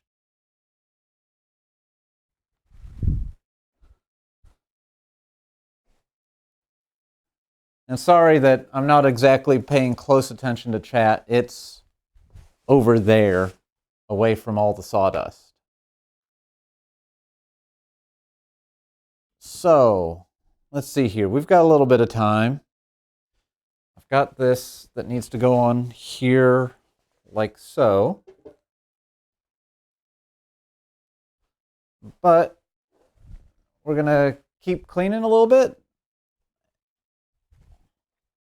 And we'll probably take a quick break and come back in about 10-15. And that will give us a good opportunity to pick up. Then we get to the fun part of sanding, which I will not make you guys suffer through. The joys of sanding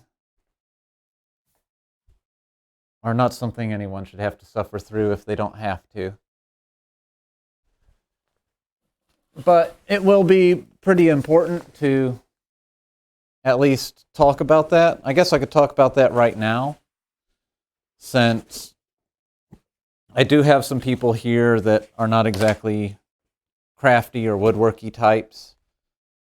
And we'll assume, at least for this, that we all understand that sanding is to make wood smooth and it helps you clean up little mistakes here and there.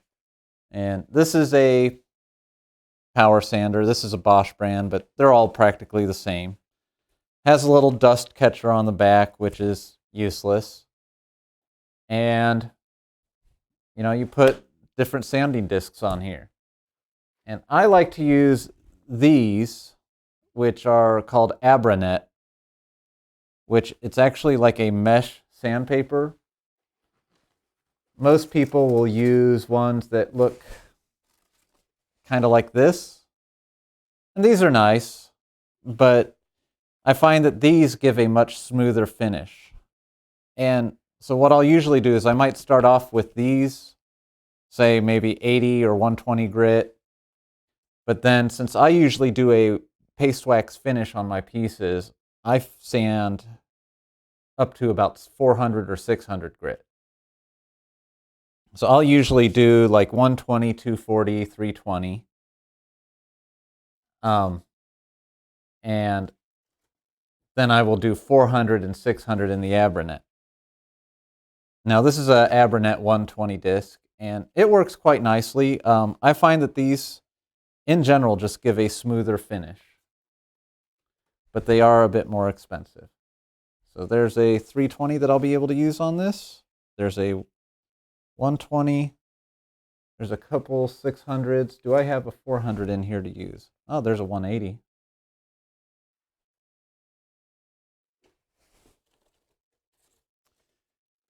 And what I'm going to do is, before I glue this front piece on, I'm actually going to sand the back of this piece and I'm going to sand the entirety of this, the base, simply because I don't want to risk missing the corners or anything like that when I sand. And it's easier to sand individual pieces that are flat than it is to sand fully assembled units. Now, these guys also have a variable speed control. On this one, it's on the back here. Less expensive ones don't have that. And a lot of people just turn it all the way up and never think about it again. And that's fine if you're doing a lot of rough stuff. But if I'm using, say, 80 grit on something that has fine details and stuff like that, I'll actually turn down the speed so that I have better control. Because all it does is take longer. So I'll actually, this thing I think goes up to 6. Yeah, it goes up to 6, and I never really turn it past 5. Simply because all it does is eat through wood faster, and rarely do I have to go through enough wood that full speed is an issue. If I'm doing that, then I'm usually using a scraper or a hand plane. Planer in the background, this is a jointer. So this is a jointer. So a planer is used for thicknessing. This is for cleaning up edges and straightening. So I could actually take a board and run it up through it upright like this, and it will clean up the edge and give a real smooth, clean finish. And it'll also make sure that it's perfectly square. However, if I ran it through like this, it would make sure that that side is perfectly flat and smooth. And what usually happens is I buy lumber rough from a sawmill. So this is some ash here. And let's see if it comes across on the video. I might have to zoom in a bit. Oh yeah, that's totally not visible. So let me zoom in a little on this board.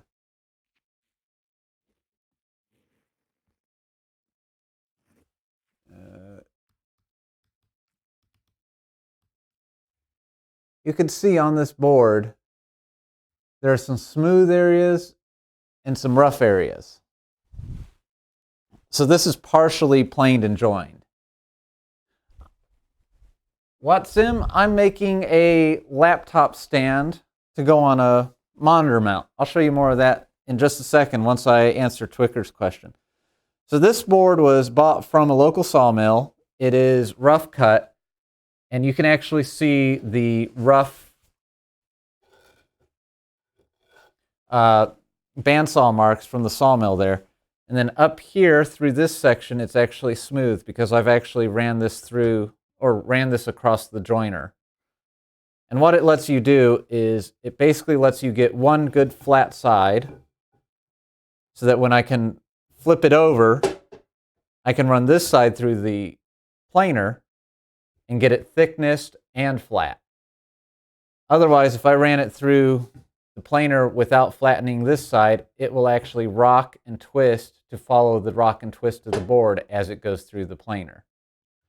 So that's kind of the purpose of the jointer.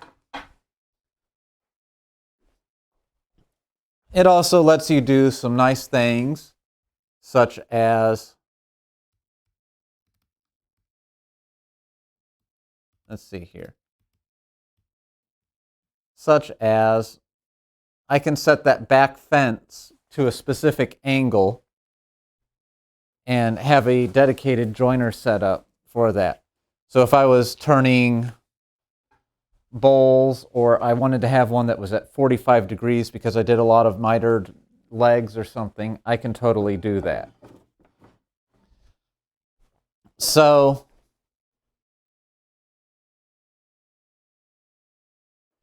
Watsim, I am making a laptop stand, and what it is I've got this monitor stand here came off an old touchscreen, and it can go upright all the way, but it can also lay flat. And the idea is that I can take this laptop, put it on here, I can lower it down, raise it up, but I could also tilt the laptop up. So it's basically a platform with a lip on the front.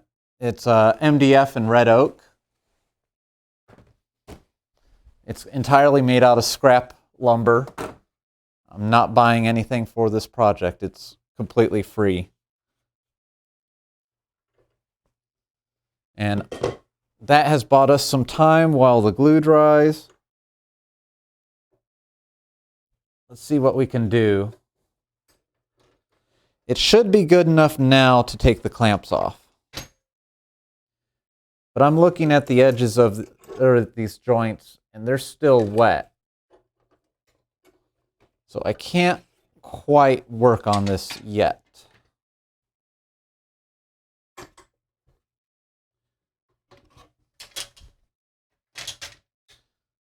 So I'll take these clamps, move them out of the way for the moment.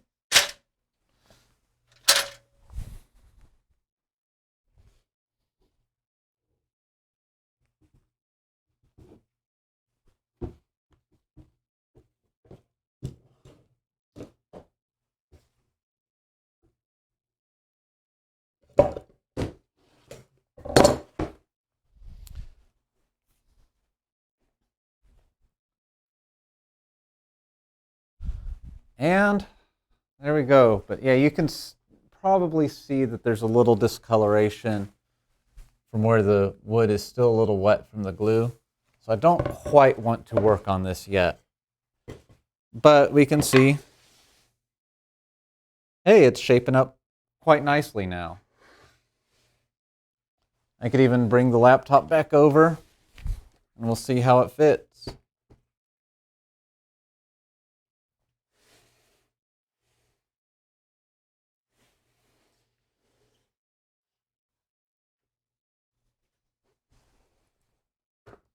So one thing we can try doing to accelerate this drying a little is I can grab a heat gun.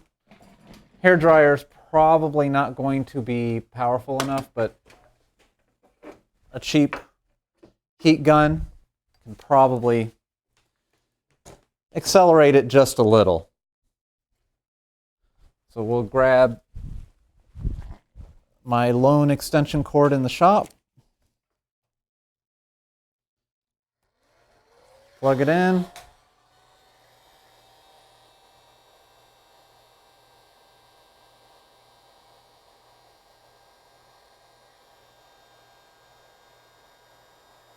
it doesn't help that this shop is quite chilly.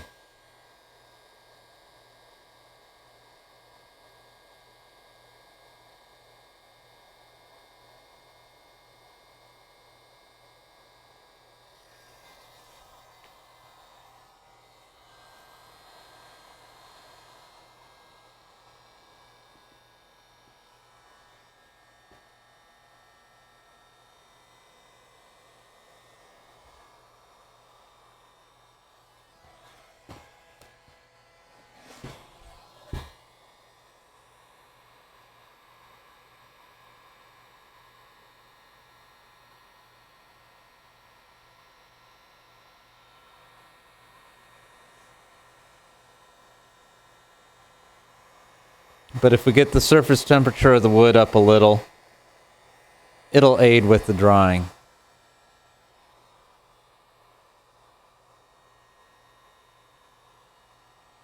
Because like I said, this is just a water-based, water-soluble glue. So once it dries and cures, it's supposed to be water-resistant, but it will weaken it. But yeah, it's just, we're reliant upon the evaporative properties. Let me see here. How is this? Oh yeah, that's nowhere near dry enough. Matter of fact, I'm going to have to clamp it back because this side is coming loose.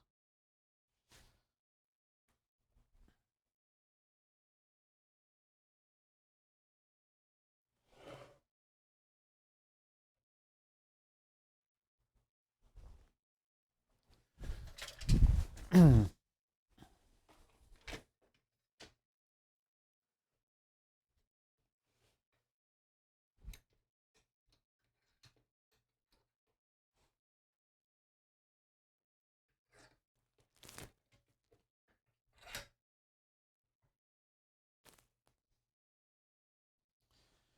we'll just let that sit for a little bit longer. I may have to get out a needle and inject some fresh glue in there. I do want to try to avoid having to either break it or use a screw or anything like that. I'd rather use just glue. Glue in general is stronger than wood. So let's see here.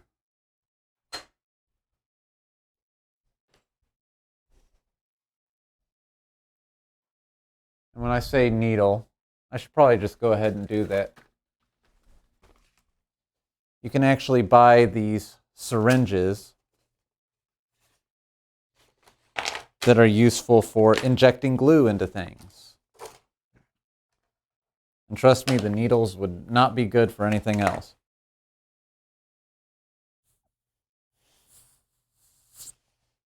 And the needles are only good for one use.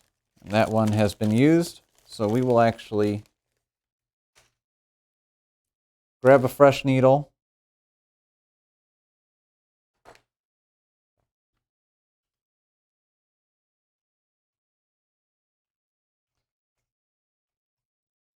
Open the syringe, and let's just add some glue in here. I'm going to go ahead and add a little.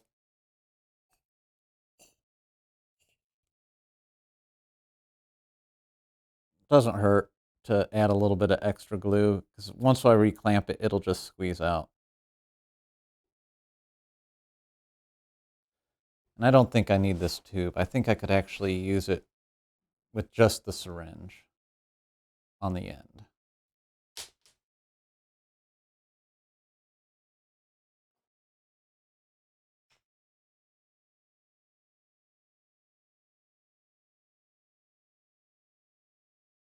And what I'm going to do is I'm going to flip this upside down so the glue falls.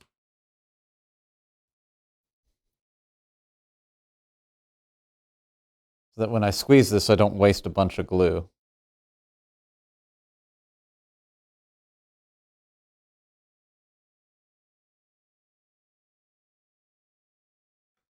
So I can see right here already that glue is starting to come out of the tip of the syringe.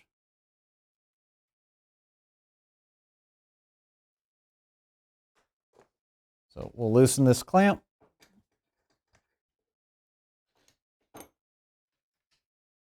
Let's see.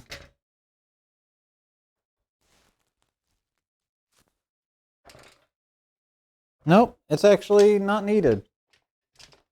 So I got that out for no reason, which I am perfectly okay with. I'd rather not stress a joint. We just have to let it stay clamped a little bit longer. And I'll put the tip on this syringe. And we will wait. But while we wait, I guess I could sand the face of this so that once it's cut, I just glue it on and it's ready.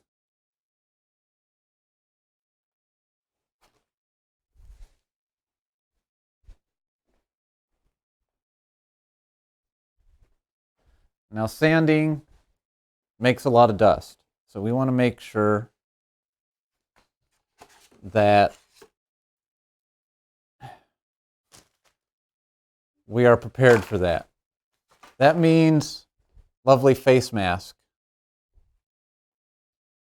So I'm going to go ahead, change off this. Let's see what's on here. So this is a 220 that's on here. And I think 220 will be adequate. At least for this piece. But yeah, we will. I'm going to put this face mask on because it makes a ton of dust. So I'm going to mute my mic and sand the face of this.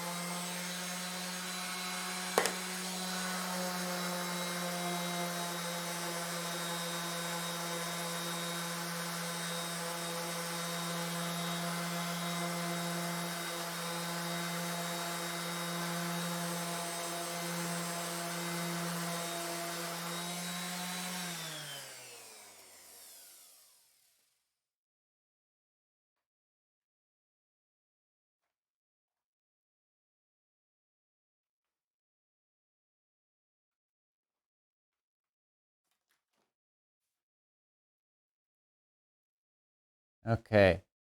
So I only did a quick 220. This board was already pretty smooth. And honestly, even with that 220, it is so smooth that I don't see a need to go higher. I really don't. It's very clean, very smooth. But I do think that I could probably sand a little bit of the back of this and maybe even tackle the top a little while it's drying. 'Cause it's dry enough that it's holding together. So we'll tackle that real quick.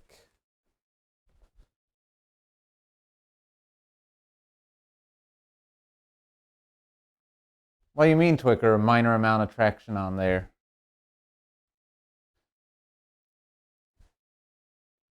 You mean something to hold the workpiece in place? I do normally get some of this drawer liner grippy stuff for when I sand. And it does help a little on heavier pieces, but this piece is so small it doesn't really stay in place at all. So I'm going to actually just lightly sand this area back here.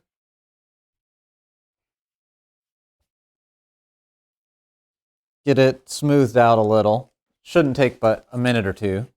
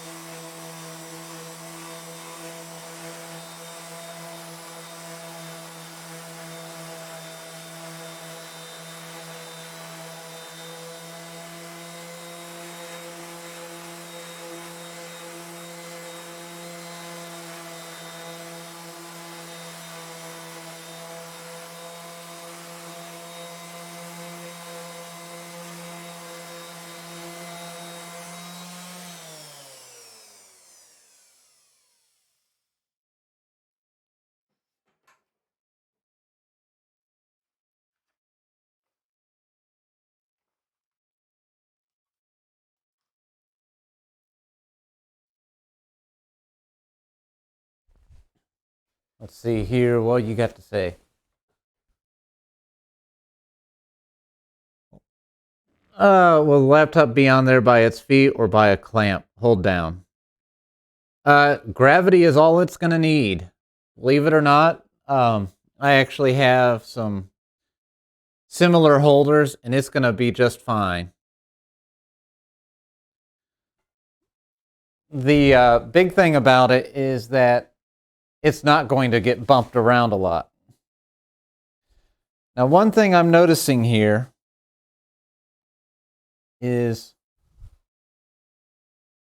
this corner is pretty smooth here, but I actually have a slight misalignment here, where this piece coming up is a little bit lower than this. There's a few different ways we could actually tackle that. The way I'm going to tackle it is I'm actually going to clamp this to the workbench. And I could theoretically just sand and sand and sand and waste all my time, which isn't very appealing to me.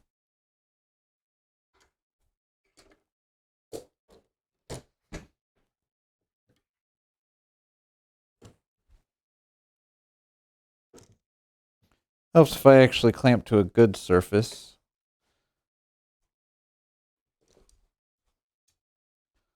Or I could break out a card scraper.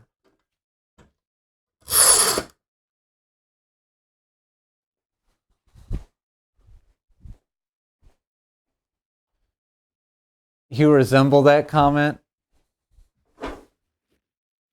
Let's zoom in a bit on this and let you guys see what a card scraper does.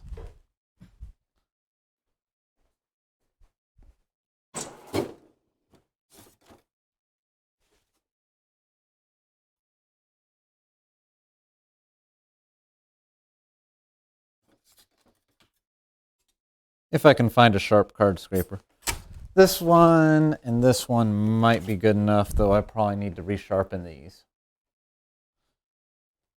So these are card scrapers. They are just little pieces of metal. They come in various shapes and sizes and everything.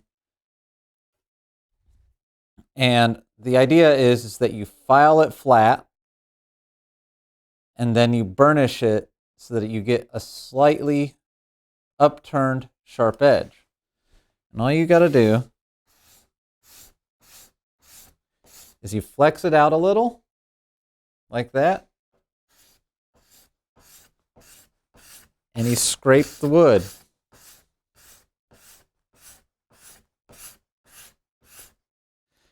And then you end up with a finish that's actually smoother than most sanding. This wood is actually starting to shine.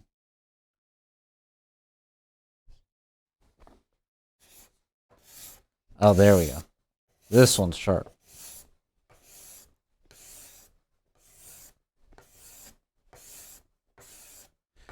You just bend it and push.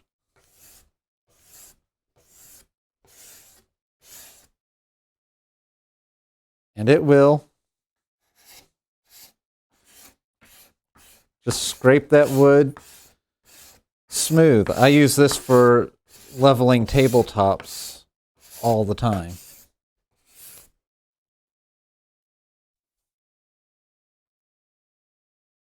I can feel a little bump over here.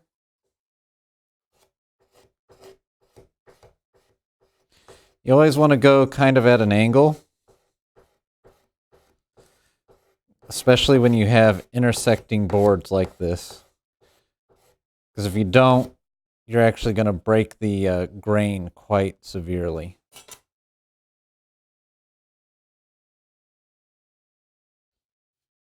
Yeah, all that just from a few hand strokes.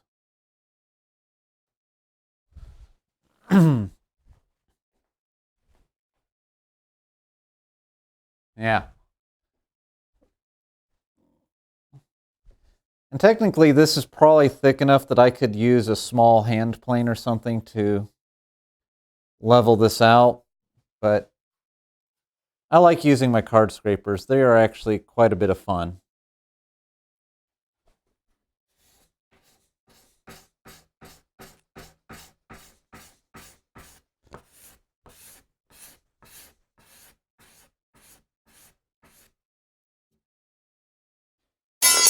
And that got it down close enough where I can sand again. Now, the reason I turn the microphone off when I sand is simply because, one, you won't understand me because there's a face mask on, and two, I'm going to bop the microphone when I put the face mask on. So I'm going to switch back to sanding. I might actually switch to a coarser grit and then switch back up if it doesn't go pretty quick.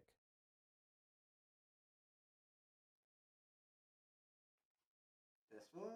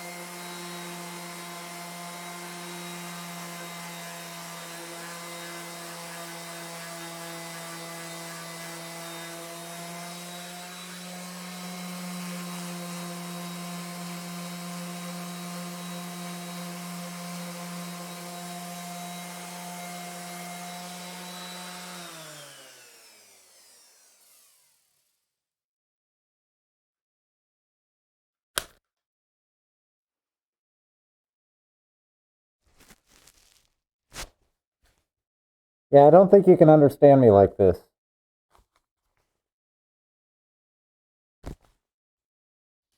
All right, so there we go.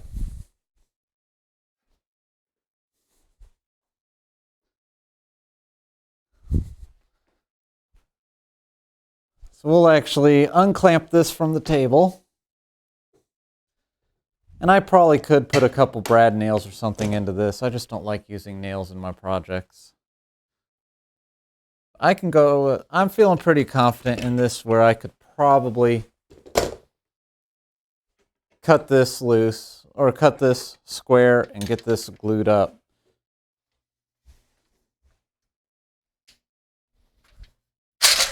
And I hear someone rolling around in the next room or stomping around. Because, yeah, there's just the ever so slight unevenness there. But the glue is looking dry. So let's head back over to table saw and clean this up a little.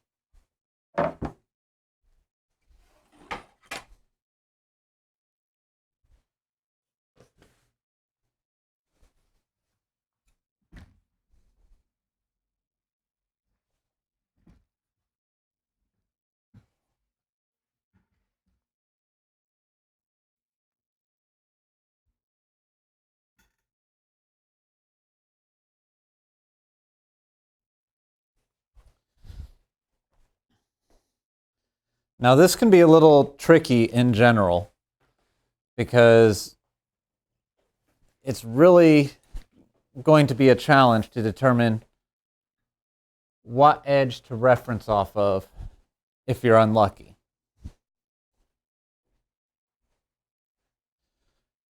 In this case, we're probably going to be fine. I've got it top down so that I know that the flat side is down.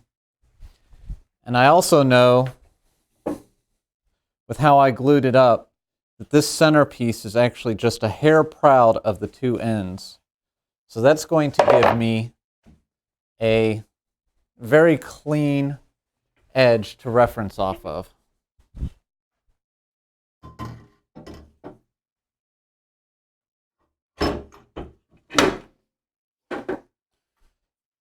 So I put my fence back on the table saw, and I don't really need to do much here. I just need to take the ever so slightest sliver off of this. So I'm just getting it where the blade barely touches this thing, and then we're going to clean up the edges.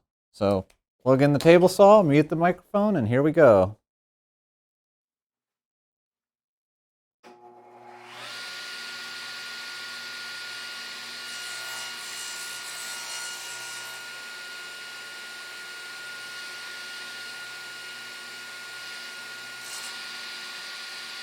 That didn't touch.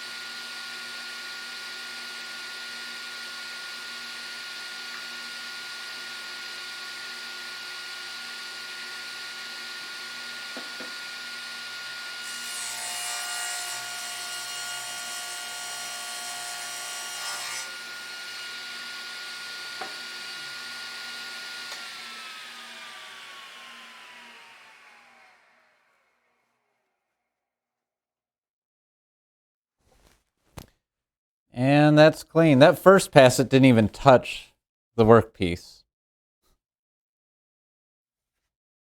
So that piece is all squared up. We can actually go back over here and glue that fascia on.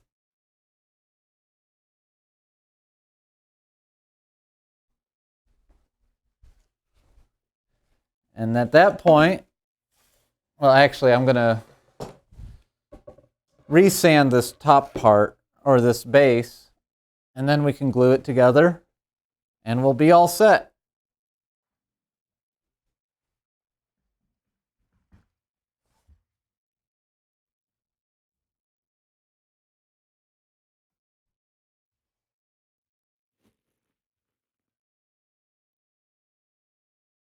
There we go.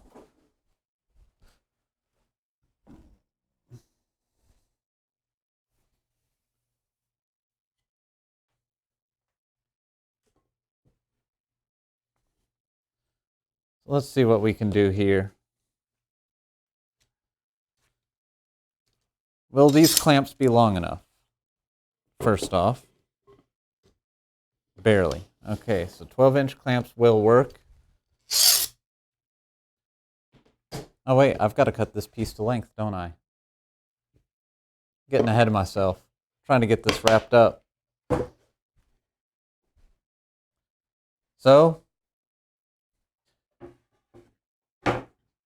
we'll actually go back to the table saw. We'll just rotate the camera a bit. And just like before,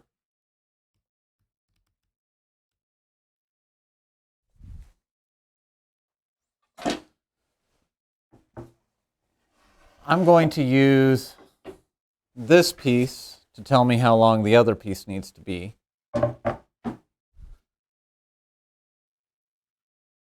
I've got my piece, my end that I marked earlier that needs cut, my clean end. So I just need to bring my miter gauge over.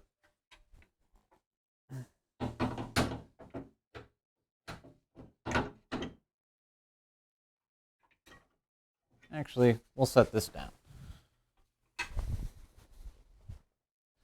We'll get the miter gauge out. We'll slide it up.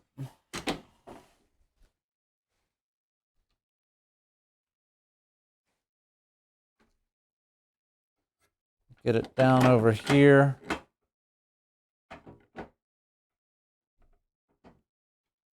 I'm going to have to loosen it.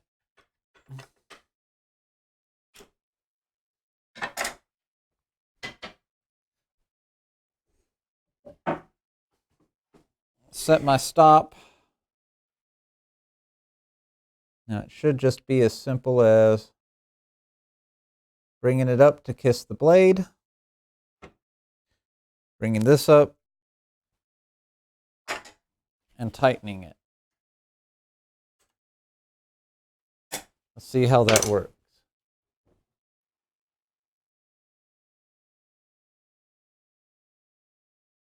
It's not really gripping, it's just barely grazing across that blade.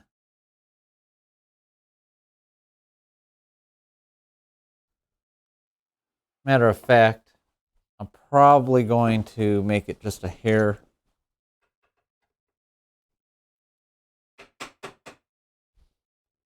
tighter. Because what I'm going to do is I'm actually going to shave this just a hair and double verify that these are the same length.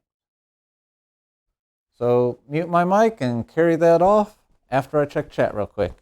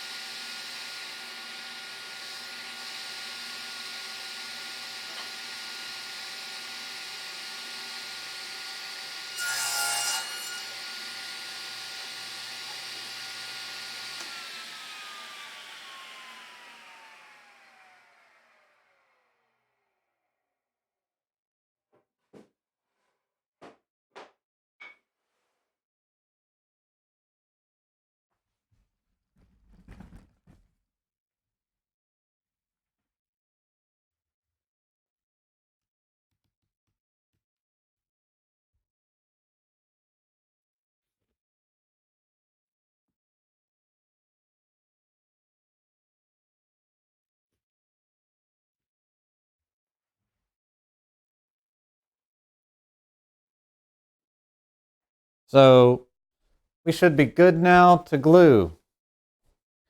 Before I glue up, I'll show you how this is going to work, because I'm going to have to do this off stream. But this is a monitor mount. It has a standard mount on it called a VESA mount. It has 4 holes. So once this is all glued up, dried, and I apply my paste wax, all I'm going to do is take this, flip it over on the bottom, of course, get it centered for where I want. It usually involves playing with it a bit, trying out centers of gravity. And then I'll just take a pencil and mark the holes, or sometimes I'll actually take a punch or a drill bit that's the exact size of the hole to mark the center of the hole, pre-drill, and just attach it. Nothing fancy.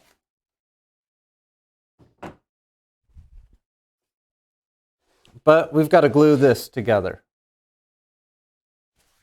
Take my gloves off. Don't want to get glue all over the gloves. And all I need to do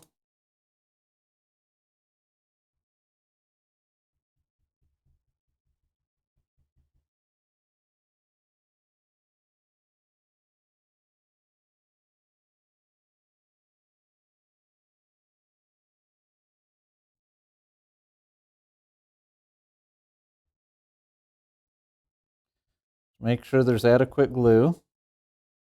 That's probably overkill, but I'd rather it be overkill than underkill. Flop it down. Make sure my parts where I marked it for my glue. Just kind of get it close up. And then I'm going to bring my corners in slowly. That way I can make sure that these ends stay aligned.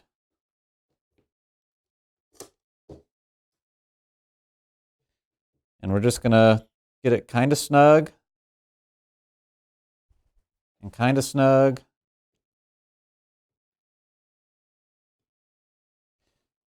Feel my ends. And it's actually feeling like this board's a little long, but that's okay. I can shave it down or I could sand it. Squeeze a little bit tighter. Squeeze a little bit tighter. And believe you me, there is a ton of squeeze out here. That's okay.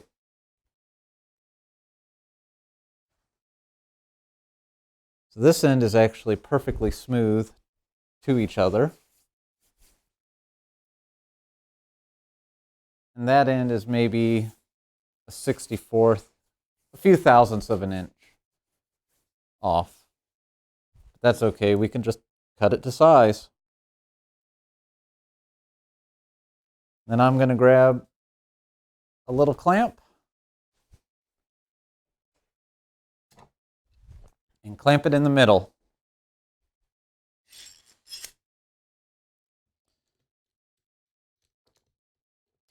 Nice thing about oak is it's stiff enough and rigid enough that I don't really have to add a million clamps.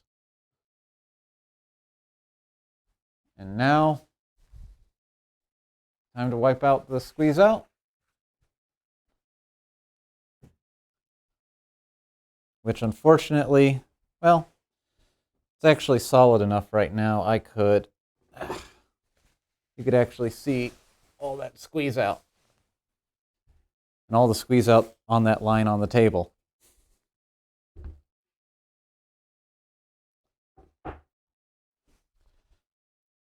And I've seen people actually use sawdust to help clean up squeeze out. I've never had any luck with it, but it's such a neat looking way to do it. They just keep like a vat of loose sawdust around, like dump a handful on.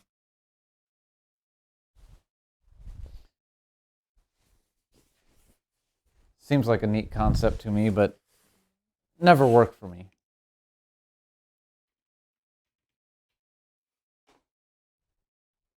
So we're going to wipe down the table first, simply because that was a lot of glue. And then I'm going to actually kind of use glue like caulk in that seam along here.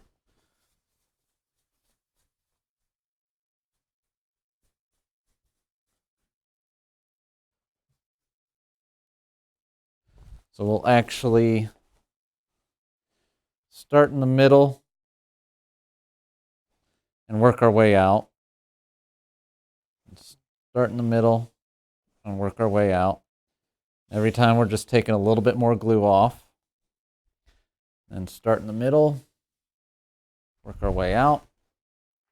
Cover our hands in glue because that's what we like to do.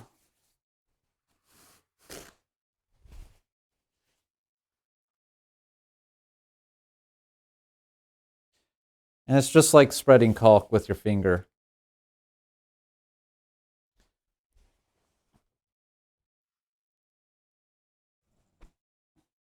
Just spread it into that groove.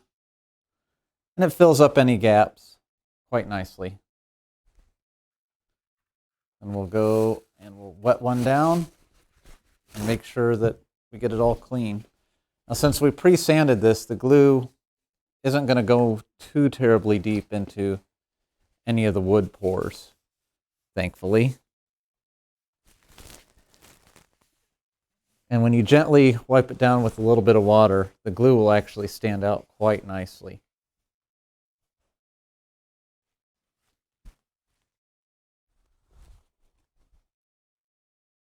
All right. And now we'll do the bottom. Wipe off the table again.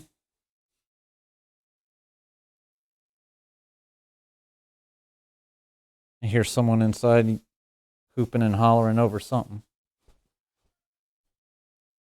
Yeah, I heard that.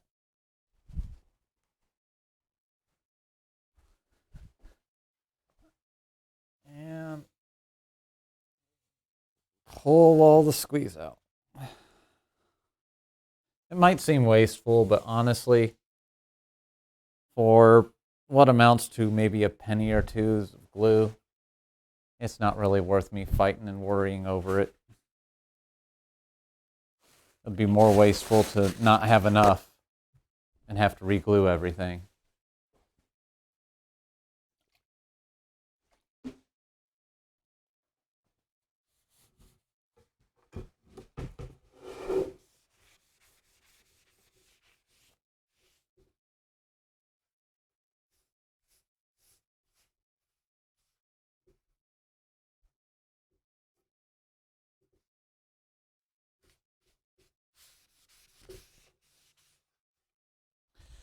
And there we go. There's the bottom all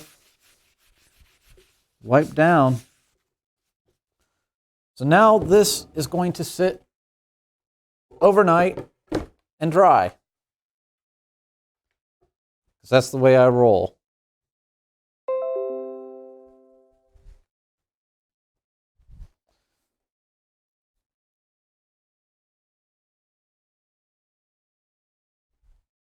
So in a little bit under 3 hours, I've gone from scrap to this handy dandy laptop stand carrier thing. And really, remaining steps on this are finish wiping the glue off the table, which won't take much. Let it dry. I'm going to sand it, then I'm going to take paste wax to it and give it a little bit of a protective finish, polish it up a little, and then I'm going to attach it to the base, and it's done. So for those of you that don't know what paste wax is, this is a finish I use all the time. It's hand applied. You're done in 5-10 minutes after you apply it. You know, it's not like your durable finishes. This is not a durable finish, but it's basically just a wax that you put on a paper towel or a rag. You spread it on nice and thick, and then you buff it out just like waxing a car, and it fills in all the little gaps and everything and soaks into the wood and actually gives you a very protective finish. I mean, this tabletop, I put a paste wax finish on 5 years ago or so, and I've had to reapply it a couple times, but glue doesn't stick to it. You know, it's very smooth. It stays relatively clean. I mean, I've got marks and cuts and scrapes in here, but it won't protect it from that. But I just put fresh paste wax in, and if a little bit of water drops on it, it's not the end of the world unless I leave it there for days on end. But that's all I have for today. Thank you for watching. Thank you for interacting. Thank you for putting up with me moving the camera around. And that's all I have for right now. So if I have energy tomorrow, which I probably won't, I may stream the last part of this, which will not take very long. It might be half an hour to an hour. You could see the final product. Thank you. Have a great night.